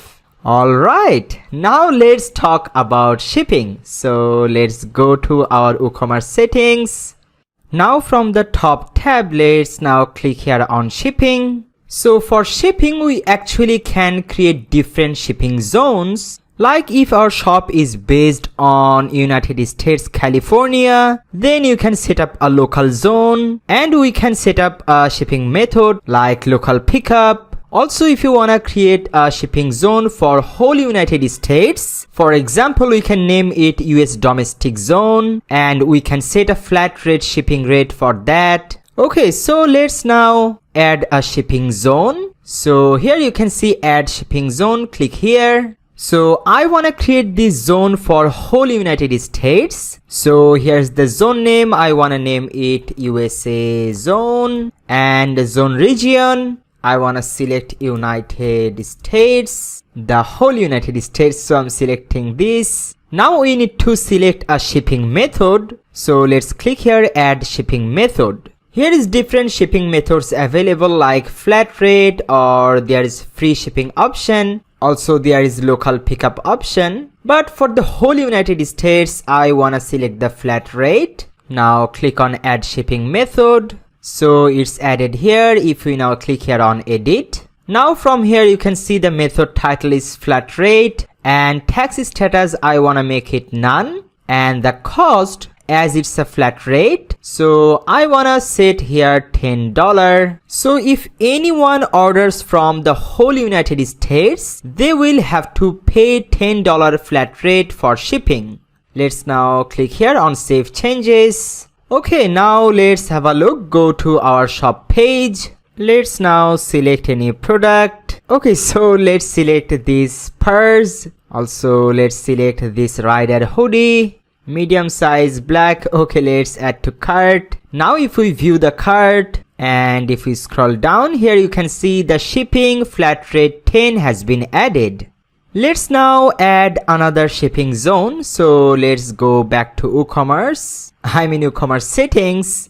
So let's now click on shipping zones.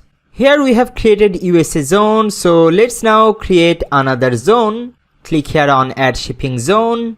Let's create this zone for UK. So I wanna name it UK zone, and the zone region I wanna select United Kingdom. Select it, and for United Kingdom let's select a shipping method. Click here add shipping method. Let's keep it flat rate as well and click here on add shipping method. So here's the flat rate. Click on edit. Make the tax status to none. And for UK, let's say you are a shop based on United States. So if you wanna ship to United Kingdom, you wanna charge that customer more. So for United Kingdom, I wanna make the cost $20. Now click on save changes. So for the USA zone, we made the flat rate $10, and for the UK zone, we have made the flat rate $20. Okay, let's now go to our cart page, and if we now refresh the page, here you can see the shipping price is $10 flat rate, as our address is now selected to California, United States. But from here, if we click here change address, so instead of United States, if we now select United Kingdom and click on update, see now the shipping price is $20 flat rate. So this is how it works. But now I wanna show you more advanced things. Now let's go back. To do the advanced things, I wanna install a plugin. So from plugins, let's now click on add new. Then from the search bar, I'm searching for WooCommerce table rate gem. So this one, WooCommerce Advanced Shipping by Gem Plugins. I really like this plugin, it's super handy. So let's now click here install now. Now activate it. Now from left go to WooCommerce to settings, go under shipping tab.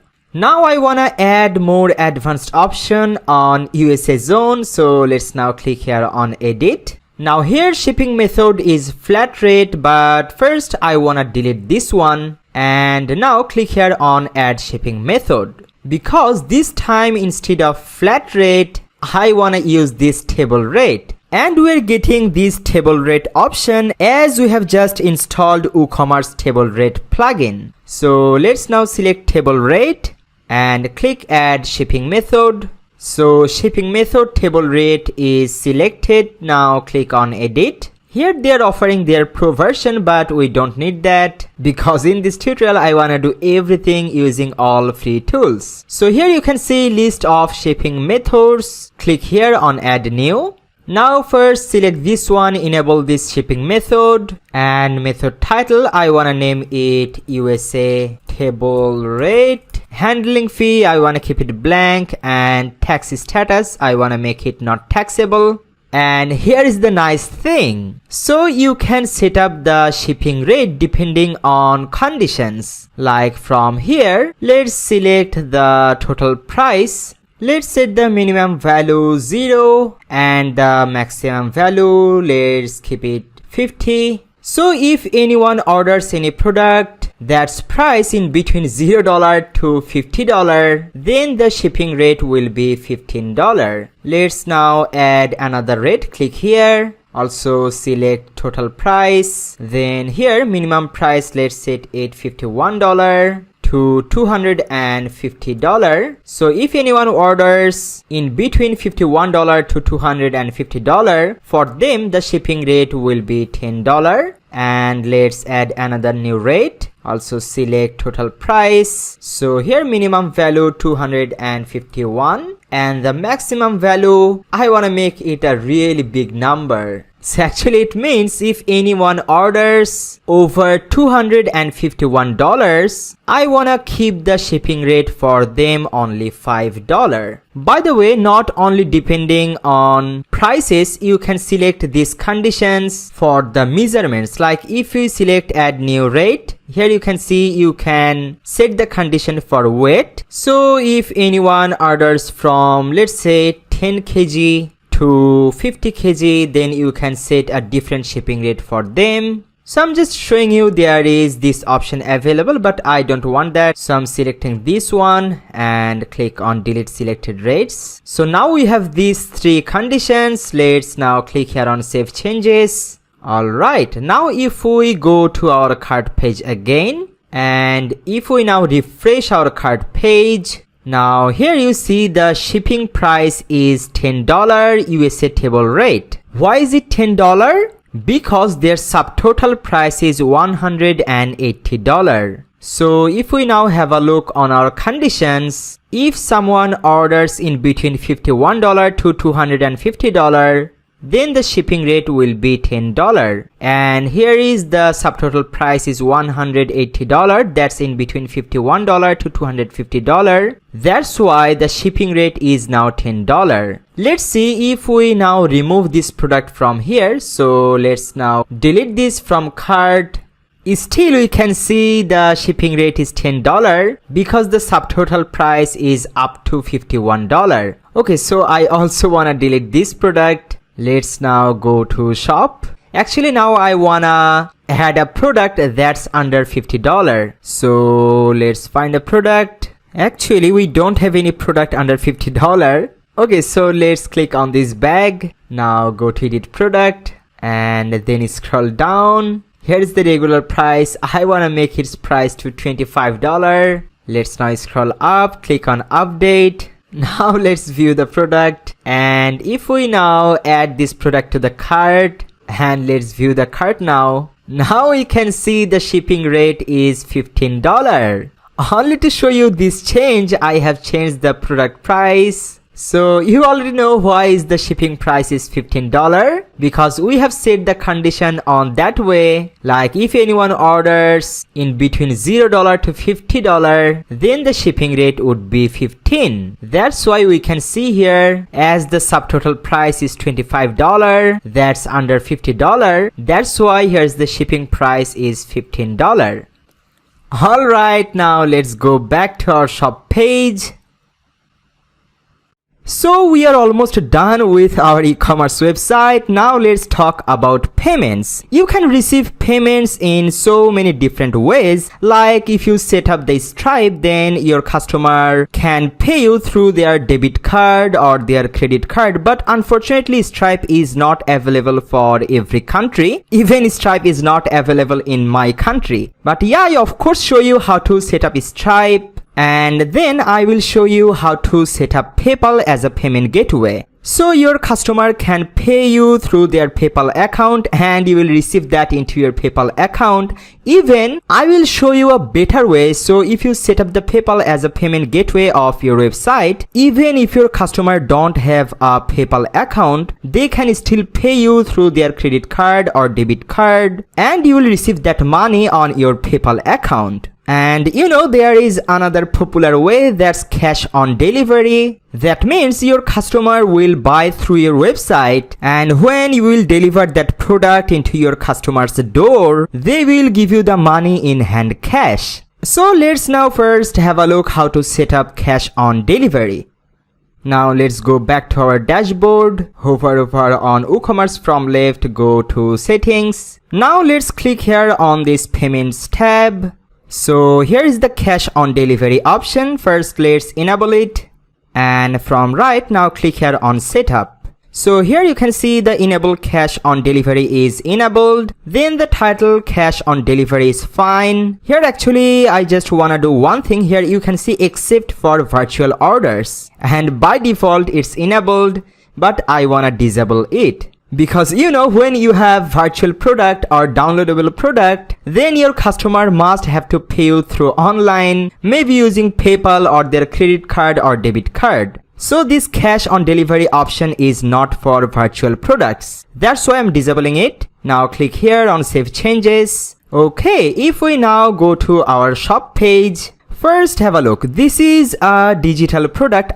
This is a virtual product. And we have disabled the option cash on delivery for all virtual products. So now if we click on add to cart of this product, and if we now go to checkout page, now scroll down, here you can see there is no payment method available for that as it's a virtual product. But we will enable PayPal or other credit card method for all virtual products. But for now, let's go back, and from cart, let's now remove this product. Now let's go back to our shop. This time let's select a physical product. Let's add this jacket to our cart. Click on add to cart. And if we now go to the checkout page, and if we now scroll down, here you can see the cash on delivery is available for that. So this time if anyone orders, we will receive that order, then we will ship that product to his address, and then we can take the cash money from the customer. Now let me show you if it's really working or not. So at this moment, imagine I'm a customer. So I'm on the checkout page right now. Now I wanna put all the informations from here. So my first name is Legendary and my last name is Customer, and region, let's say I'm from United States. Here I'm putting street address. Here is the town. I'm from Tustin. State California is fine. And the zip code 92780. And here is email address is mandatory. So as my name is Legendary Customer,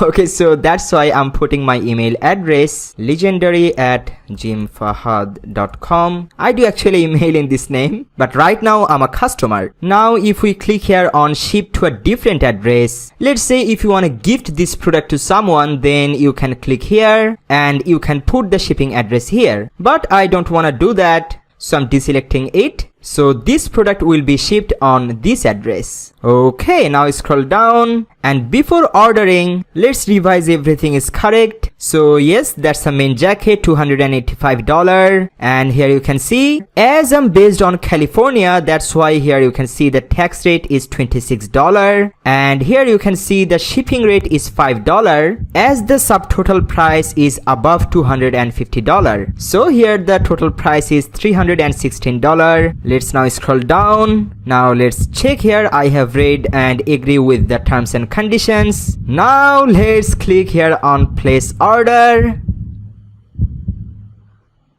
Whoa, we get the first order from our website. Cool. So at this moment I'm the customer, so that's why as a customer I'm seeing all these. Like here is my order number, here is the order date, my email, the total price, and payment method is cash on delivery. So here is the total receipt. Here is my billing and shipping address. Also, as a customer, I have received an email that confirms my order. So as a customer, if I now check my email, you see at the top it's from JFD Shop, and the email title says your JFD Shop order has been received. And here you can see the JFD Shop logo, and here it says thank you for your order. Then here is the total receipt. So at this moment as a customer, I know my order has been received, but I'm not sure that's completed or not, because the shop owner has to approve my product, and then I will get another email that your order has been completed. So let's now go back to our website, and now let's go back to our dashboard. So right now we are the shop owner. Now let's see how to handle the orders. So if we now refresh our admin page, now here under WooCommerce we can see a notification on orders. That means we have received an order. Not only there, we have also received an email as the owner of this e-commerce website. So that email is looking like this. So here you can see it's from JFD Shop, and it says JFD Shop new order, and there is order number. So as the admin of the website, we can see the new order, we can see all the product list from our email. Let's now go back to dashboard. Now let's handle the order. So click on the order. So this is the order. The legendary customer ordered this product. It's 6 minutes ago and the status is now processing. Also here you can see the total price is $316. If we now wanna see the details, let's click on this ordered product. Now here we can see all the details Mr. Legendary customer ordered to us. And all the things we can see Mr. Legendary customer's billing address and shipping address. Also we can see the product name. Yes, we have this product in our stock. Also we can ship to this address. So now I wanna complete this product. So to complete this product, from here you can see status, click on this drop down. Now select the completed, and from right let's now click on update. And if we now click on orders, here we can see the status is now completed. Now we need to deliver this product to our customer shipping address through post office, or if you have your own delivery boy, or if you deliver yourself, all you need to do just deliver that product to your customer's shipping address. By the way, when you have made the status to completed, on that time your legendary customer will get another email that's like this one. So it says your JFD shop order is now complete. So here in the email body it says, hi legendary, we have finished processing your order. Pay with cash upon delivery. So whenever this order will be received, then Mr. Legendary customer will pay us the money in cash. So congratulations, we have sold our first product. Now let's have a look on our second payment method, that's Stripe. So now let's go back. By the way, like I said, Stripe is not available all the countries at this moment, but if you're from any country on this list, then you can use Stripe without any doubt. So the countries are Australia, Austria, Belgium, Canada, Denmark, Finland, France, Germany, Hong Kong, Ireland, Japan, Luxembourg, Netherlands, New Zealand, Norway, Singapore, Spain, Sweden, Switzerland, United Kingdom, United States, Italy and Portugal. And if you're not from any of these countries, no worries at all, because I'm with you. After this Stripe part, I will show you how to set up PayPal. So for now, let's see how to set up Stripe. So let's go back to our website. To set up Stripe, first we need to install a plugin. So from left here you can see plugin. From there let's now click here on add new, and here I'm searching for WooCommerce Stripe. So this one, WooCommerce Stripe Payment Gateway by WooCommerce. Let's now click here on install now. Now click on activate. Okay, so here is WooCommerce Stripe Gateway, it's activated. Now from left, here is the WooCommerce. From there, let's now go to settings. Now click on payments. If we now scroll down, here you can see all these Stripe credit card, Stripe EPS, Stripe Ideal, Stripe Alipay. But now I wanna show you the Stripe credit card one, so your customer can pay you through their credit or debit card. So first let's enable this option. And before doing anything, you need to have a Stripe account. So you can just simply go to stripe.com, or from here you can see the sign up link. Then just click on this link. I'm opening from it a new tab. Though I'm not from Stripe listed countries, but I'm just showing you how to set up everything. That's why I'm creating a Stripe account. So here I'm putting my email address. Then here is my full name. Let's now put a password. The green bar here indicates the password is strong or not. Alright, now let's retype the password here. Now if you wanna always receive the email from Stripe, then you can check it. But I'm deselecting this one. Now let's click here on create account. So right now we are inside Stripe dashboard. Now close this. So from here, the first thing you need to verify your email. So click here, verify your email. It says we sent a verification link to your email. Okay, I'm waiting. Alright, I have received the email. So here is the email. Let's now click here, verify email address. And then the next thing is activate your Stripe account. So if you are from those listed countries I have just shown, then click here, activate your Stripe account. Now click here, start now. Then from here, first select your country. Let's say if you're from United States, select United States. Then put here your real address. So I'm selecting this one. And now underneath that you can select your business type. Like here you can see more options. If you are a LLC, then you can select this, or partnership, non-profit, but I'm selecting the individual. Now let's click on next. Then here you need to put your all personal informations, and remember you need to put all real informations here because your this name should be matched with your bank account name. So put everything real, your email address, your date of birth, your home address, your phone number, your social security number, and then if you click on next, that will take you to the business details page. From there you can select your business industry. So you can select which industry you are in. Like here you can see software, beauty products, or auto parts. So you can select your industry from here. Then you will need to put your business website. Then if you click on next, that will take you to this step. Like it's asking, do you sell physical goods? So if you sell clothing products or shoes, any kind of physical products, then you need to put here yes. Or if you just only sell digital products like eBook or courses, then click on no. Then here is the option like how long it takes to deliver the product to your customers. So you can select from here like within 1 day or 2 weeks or 1 month. So you can select these options from here. Then if we click on next, that will take you to this option. So here you need to put your statement descriptor. So basically this name will be shown on your customer's card statements. So put here a nice professional name. Then here you need to put your phone number, so your customers can contact in this number if they need any support. Also here you can put your address, and then if you click on next, then you can see this screen. So here basically you need to put all your bank details. Go ahead and do that, and then if you click on next, that will take you to this two-step authentication step.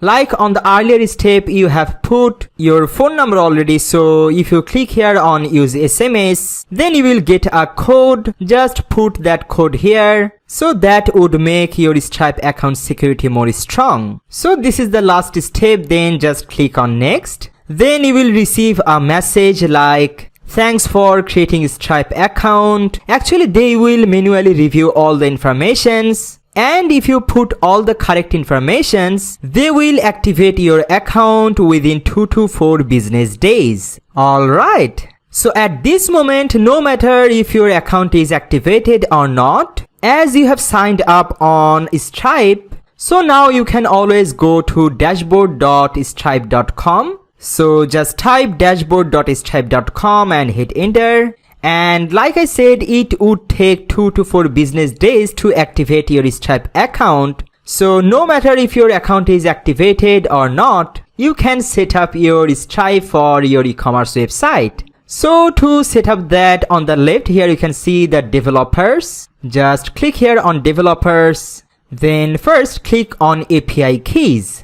Now here you can see 2 tokens. One is publishable key and another is secret key. If we now go back to our WooCommerce dashboard, and right now we are under WooCommerce settings and then under payments tab. So here we can see the Stripe, and we have already enabled it. Also we have created our account. So let's now click here on this setup button.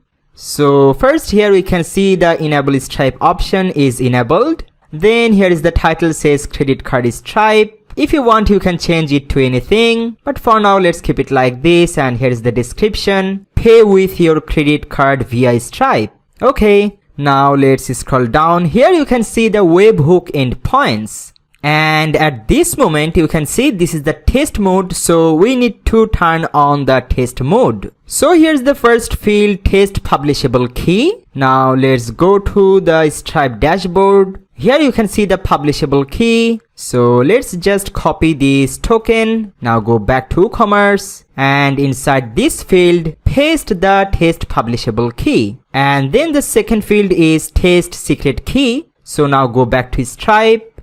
Here is the secret key. Now click here on reveal test key token. Now copy this, go back to WooCommerce and paste that inside this field.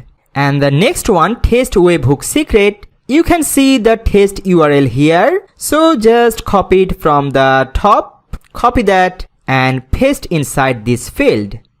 Now here is the inline credit card form. For now, let's uncheck it. Now let's scroll down. Rest of everything, let's keep the default. But if you want, here you can see the payment request button type. So by default it says buy, but instead of that, if you wanna say like donate, why people donate us? We're just selling products, right? Okay, so let's keep it buy.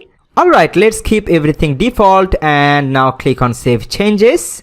Let's now go to our shop. So from top, let's now click here on visit store. So we are now at our shop. Okay, this time again, imagine I'm the customer. So right now I'm Mr. Legendary Customer again. So yes, yep, I wanna buy this product. So let's add to cart. Also this one, also this one. I wanna buy these 3. Now from top, hover over on cart. Let's now go to checkout. Okay, so if we now scroll down on the checkout page, cool. Here we can see now both options. Like first here you can see the cash on delivery option. So if Mr. Legendary Customer select this option, cash on delivery, so they will pay us later on cash. But now we also have the option, so Mr. Legendary Customer now can pay us using his credit card number. Let's now select the credit card one. As we are using Stripe, so it will almost receive all major kind of debit or credit cards. And as right now we are in the test mode, so we can put here a test credit card number. Let's now put that credit card number here and now put the expiration date, and here's the CVC code. Now if the customer want, they can select it or they can deselect it. But here they need to select here that they have agreed with our terms and condition. So let's select this one. And before placing order, just make sure here all the informations are correct. Like here Mr. Legendary Customer is ordering. So here's the first name, last name is Legendary Customer. So he's from United States, Tustin, California. Here is his email address, Legendary. Alright. Now let's click on this place order button.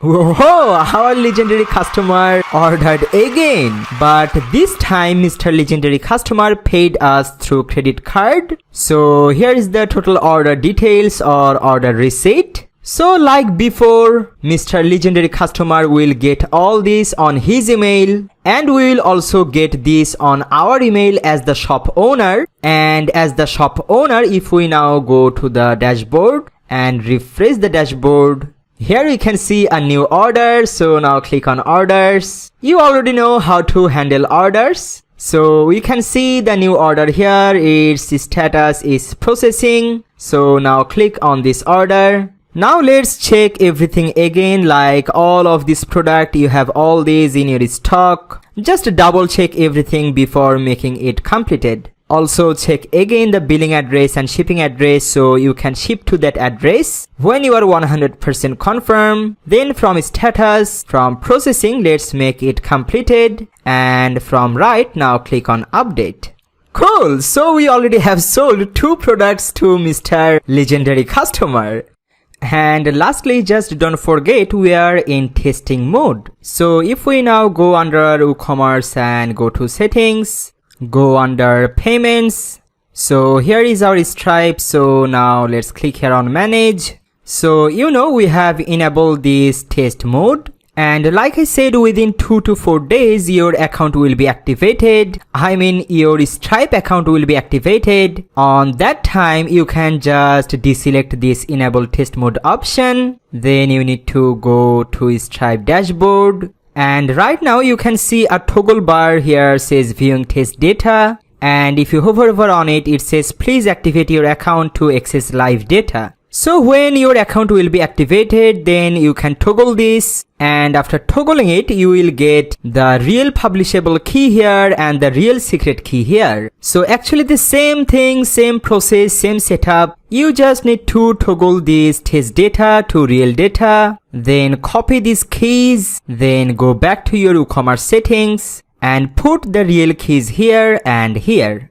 That's it. So for the moment I wanna turn on the enable test mode option. Alright, now let's have a look how to set up our next payment option, that's PayPal. So to enable PayPal, first we need to go to WooCommerce, then click on settings, then go under payments tab. And then here you can see the default PayPal option. Actually, I won't be using this PayPal option, but I'm just showing you in case if you wanna use this one. So let's just turn it on. And then if we go to setup of PayPal, then you can just put your PayPal email address here. And from the very bottom, if we click on save changes, and now if we go to our shop page, let's add some products to our cart. And if we now go to our checkout page, now let's scroll down. Now we can see here 3 different options. First one is cash on delivery. Then here we can see the PayPal option. And then here we can see the credit card Stripe option. So this time if we select PayPal and now select this one, I have read and agree with terms and conditions, check it. Remember, we're using the WooCommerce default PayPal option. So this time if we click on proceed to PayPal, that will redirected us to the PayPal website. Actually, that's why I don't wanna use the WooCommerce default PayPal option, because I wanna keep my customers inside my website. I don't wanna redirect them to PayPal website. So now let's see how to do that in more better way. So first of all, I want to disable the WooCommerce default PayPal option. So let's now go back to WooCommerce settings, go under payments tab, and here's the default PayPal. I'm disabling this one. Let's now disable it and scroll down, click on save changes. So if we now go to payments, the default WooCommerce PayPal is now disabled. Now I want to install a plugin. So to install that plugin, let's go to here, plugins. Let's now click on add new. Now from this search bar, I'm searching for PayPal Express Checkout. So this one, WooCommerce PayPal Checkout Payment Gateway. It's by WooCommerce as well. So let's now click here on install now. Now let's click on activate. This time if we go to WooCommerce to settings, now let's go under payments, and here under the default PayPal we can see now PayPal Checkout, that plugin we have just installed. So make sure that's enabled, and then from right click here on manage. So why are we using this PayPal Checkout? Because if we use the default PayPal, I mean the default WooCommerce PayPal, you see that redirects us to PayPal website for the payment.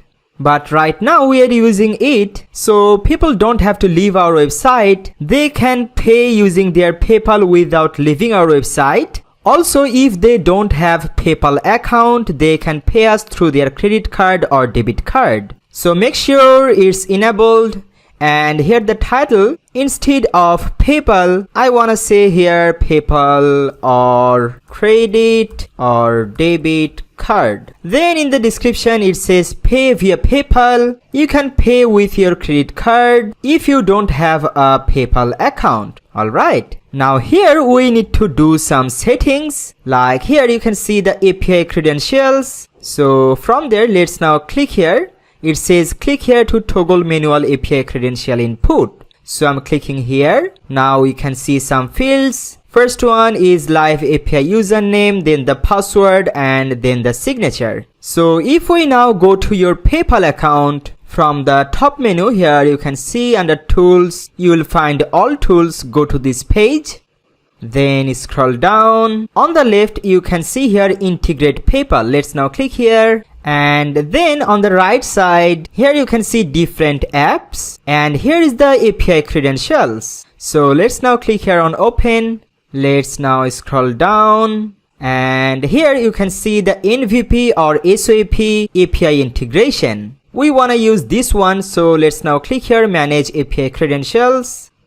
So here you can see your API username. If you click here on show, then just copy this API username from here, then go back to WooCommerce settings, then here live API username, paste that API username here, and on the same way for the password and signature, just go to your PayPal account, and here you can see the API password and signature. So I'm just copying these. Let's now go to WooCommerce and I'm pasting the API password here. Also, let's go to PayPal. Now let's copy the signature from here. Let's now go back and paste your API signature here. Alright, now scroll down. Here we can see PayPal hosted checkout settings. So if you want, you can change your brand name from here. Also, here's the logo option. Let's now add a logo. So click here on add image. I wanna add our shop logo here, so let's click on use this image. Okay, so this option is important. That's the landing page option. So by default, you see it says login, PayPal account login. So if we keep this selected, then people can pay us only by using their PayPal account. So if anyone doesn't have PayPal account, they cannot pay us. That's why I'm selecting the other option, that's the billing option. So by selecting this option, now people can also make the payment using their credit card or debit card. And then rest of these settings are fine. Like if you want, from here you can change all the button settings. By default, here's the gold button is selected, so your PayPal pay button will be gold color. But if you want, you can change that to any other color like blue, silver or black. But let's keep it gold for now. Okay, let's keep all these settings default. Then here you can also see checkout on cart page. It's enabled, so people can also buy from your cart page. If you don't want that, you can disable this option from here.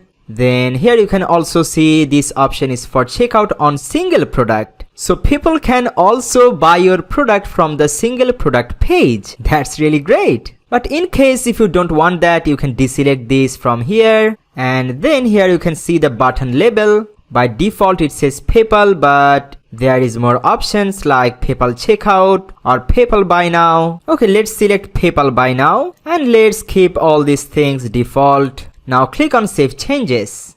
This time if we now go back to our shop page, let's now add some product to our cart. So let's add this one and this one.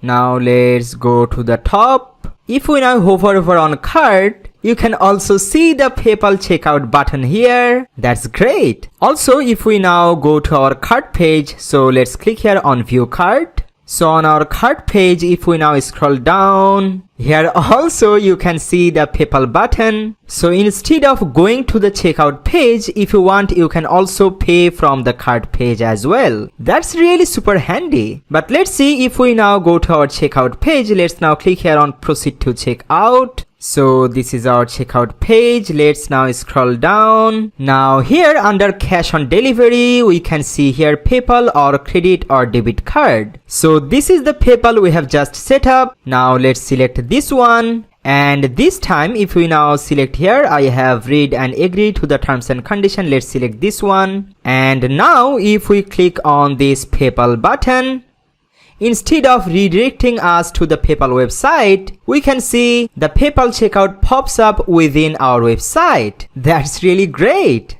So from here, without leaving our website, our customer can log into their PayPal and they can pay us within our website. Or if any of our customers don't have PayPal account, they can also pay us using their debit or credit card. So if we now click here, you see here's the credit card payment option. So we just need to put our credit card number, expiration date and CSC code. And then from the very bottom of this pop-up, we just need to click here on pay now. But for now, I don't want to click on this pay now button because this PayPal is real. So I don't want to purchase my own product. Alright, now let's close this pop-up. So this is how you can integrate PayPal in a very efficient way. So we are completely done with our e-commerce website setup. it's now completely functioning, and I will put this tutorials website's link in the description so you can browse that website. But just don't order these products using your credit card or PayPal, because this website is only for this tutorial. I personally don't sell any of these. Now the very last thing I want to show you, like this is our shop page, right? So you can see the URL is now our domain name, then /shop. Also we have our separated home page. If we now click on home, so this is our home page. But if you don't want a custom home page like this, if you wanna make your shop page as your home page, you can do that as well. So to do it, let's now go to our dashboard, and then from left scroll down here, settings. From there, let's go to reading, and then here you can see your home page displays. So here's the home page is selected to home. But if you want, you can make that to your shop page. It's the shop page selected, and now click on save changes. And if we now go to front end of our website, now see, our shop page is now our home page, because if you have a look on the URL, you can see this is just our domain name and this is our main shop page. So if you want, you can do that. I'm just showing you all the available options. But let's say if you want to create a custom home page, then let's go back to dashboard, and again this home page, let's select the home page and now click on save changes. So now again, if we now go to the front end of our website, this time we can see the custom home page, and now you can also customize this whole home page using Elementor page builder. So to customize this home page from top, let's here click on edit with Elementor. Right now we are inside Elementor page builder, and you can literally change everything using Elementor page builder. And I already have said so many times that I have a lot of Elementor step-by-step tutorials in this channel. So if you follow any of my Elementor step-by-step tutorial, then you can create more cool websites than this. But for now, let's just customize this homepage really quickly. So from here you can see a big heading. If you wanna change this text, just click on it. Then you can type any other thing here, or you can change the text from left here. On the same way, if you click on this secondary heading, then you can change the text from left. Also here you can see the button. If you click on this pencil icon, you can change this button text to your shop page. So here on the link, just put the shop page URL here. And let's say if you want to change the background of this section, just click here on this 6-dot icon. Now go under style tab. So from here you can see the background image. If you want to change it, just click on this image. Then let's now select another image, maybe this one. Let's select it, and now click on insert media.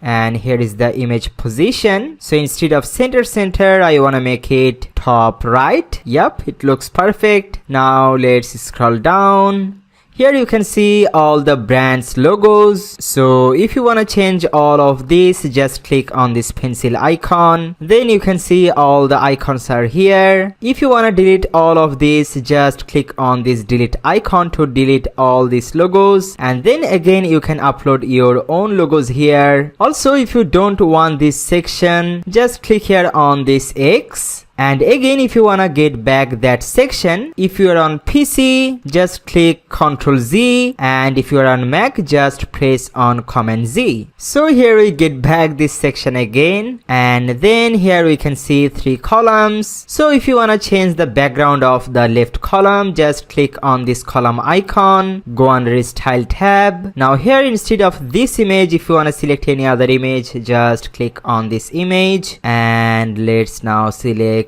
scroll down. Okay, let's select this image and click on insert media. It looks nice. And then here, instead of this text, as we have set some discount for women products, so you can promote that here. Like here you can say 20% off on all women products, like this. And then on this button you can link it to the women products page. So just click on this pencil icon, and if we now go to our shop page and click on women category, so from here on the URL bar we can copy the link, and let's go back inside Elementor page builder. Here is the button link. From left here you can see link, just paste the category link here. So now if anyone clicks on this button, that will take them to women category page. Same for this section, you can dedicate this column for the main product only. So on this shop now button, just click on this pencil icon and you can put here main category link. So it's not women, it's just main. Okay, and here instead of latest eyewear for you, I wanna change this text to check out all trendy main products. And let's say if you also sell shoes, then you can dedicate this column for all the shoes. So here on this text you can say here, instead of check out all trendy main products, so trendy shoes for you,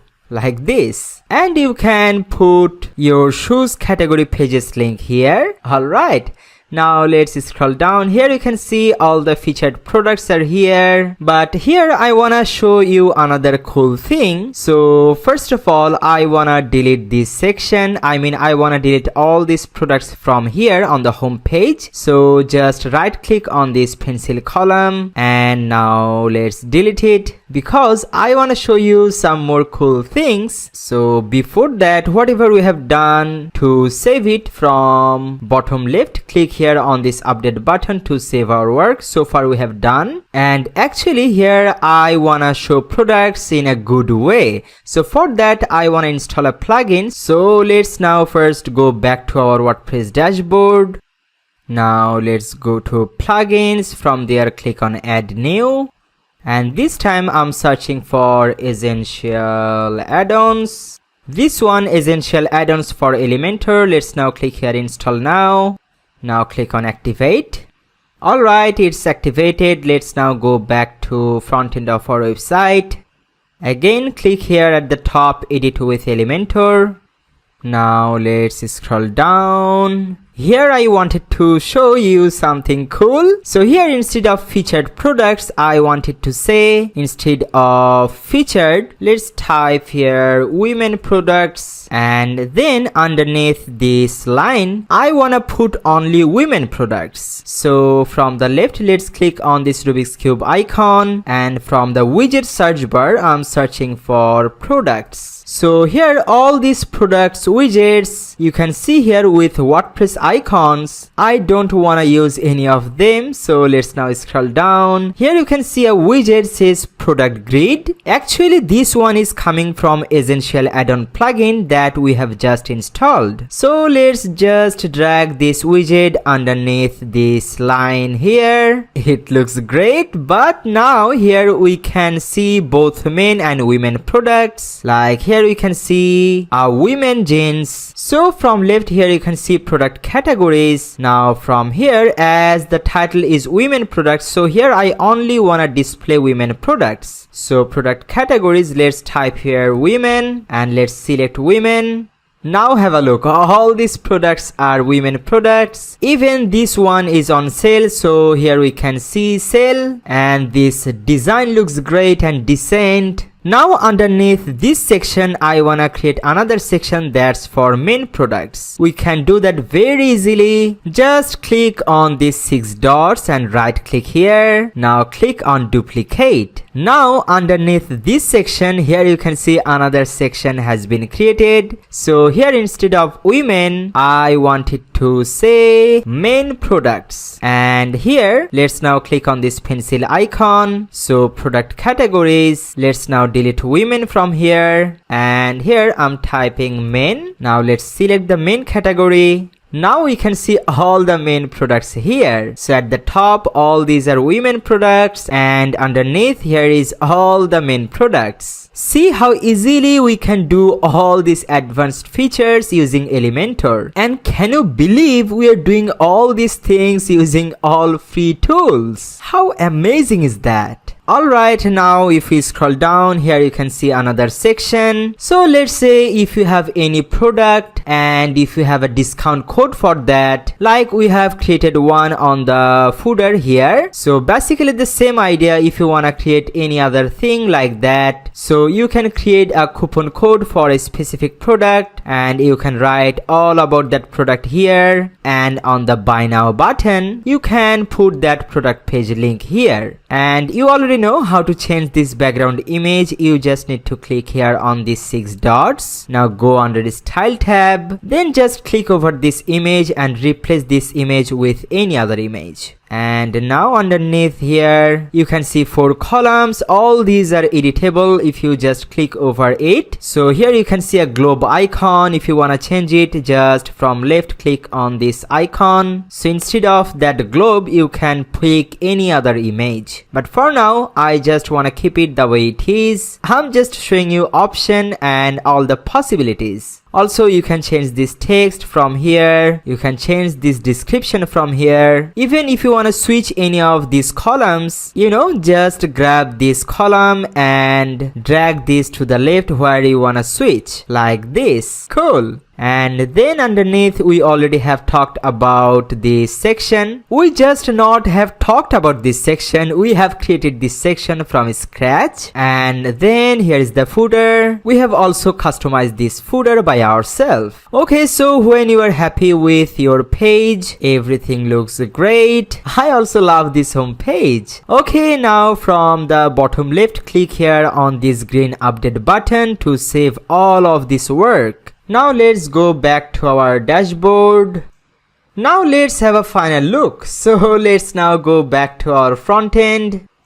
So we have just customized this beautiful home page by ourselves. Here we can see the women product section that we have just created, and underneath we can see the main product section, and then here we can see another section where you can promote any other product by providing the customers a coupon code. And then underneath that we can see all these 4 columns, and here is our footer. Alright, if we now go to the shop page, we have created this shop page from scratch. Now we know how to work with any physical product, how to work with any group product, with any affiliate product. Then we know how to work with any variable product. Also, we have learned how to work with any downloadable product. Also, how to add any service as a product. Then we have learned how to create sidebar and put different kind of widgets inside of that. Now let's go to the cart page.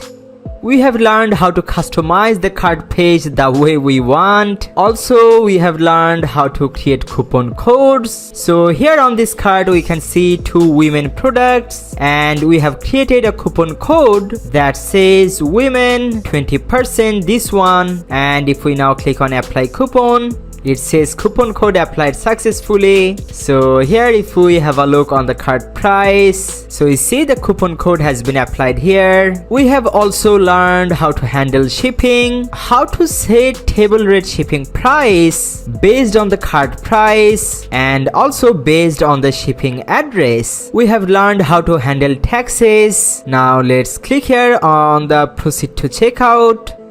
We have also learned how to customize this whole checkout page. We have learned how to set up different payment gateways, like how to set up cash on delivery, how to set up PayPal, how to set up Stripe to receive payment from your customers. Also, now we know how to create privacy policy pages, how to create terms and condition pages. So now you know how to create a complete e-commerce website that 100% functional. Congratulations! Now just go ahead and create your own e-commerce website. It's your time. Now you know how to create a complete fully functional e-commerce website. Congratulations! And thank you so much for watching this full tutorial, and please make sure you have liked this video, subscribe this YouTube channel and press on that bell icon, so whenever I will publish any new video you will get notified before anyone. Once again, thank you so much. For now, bye bye.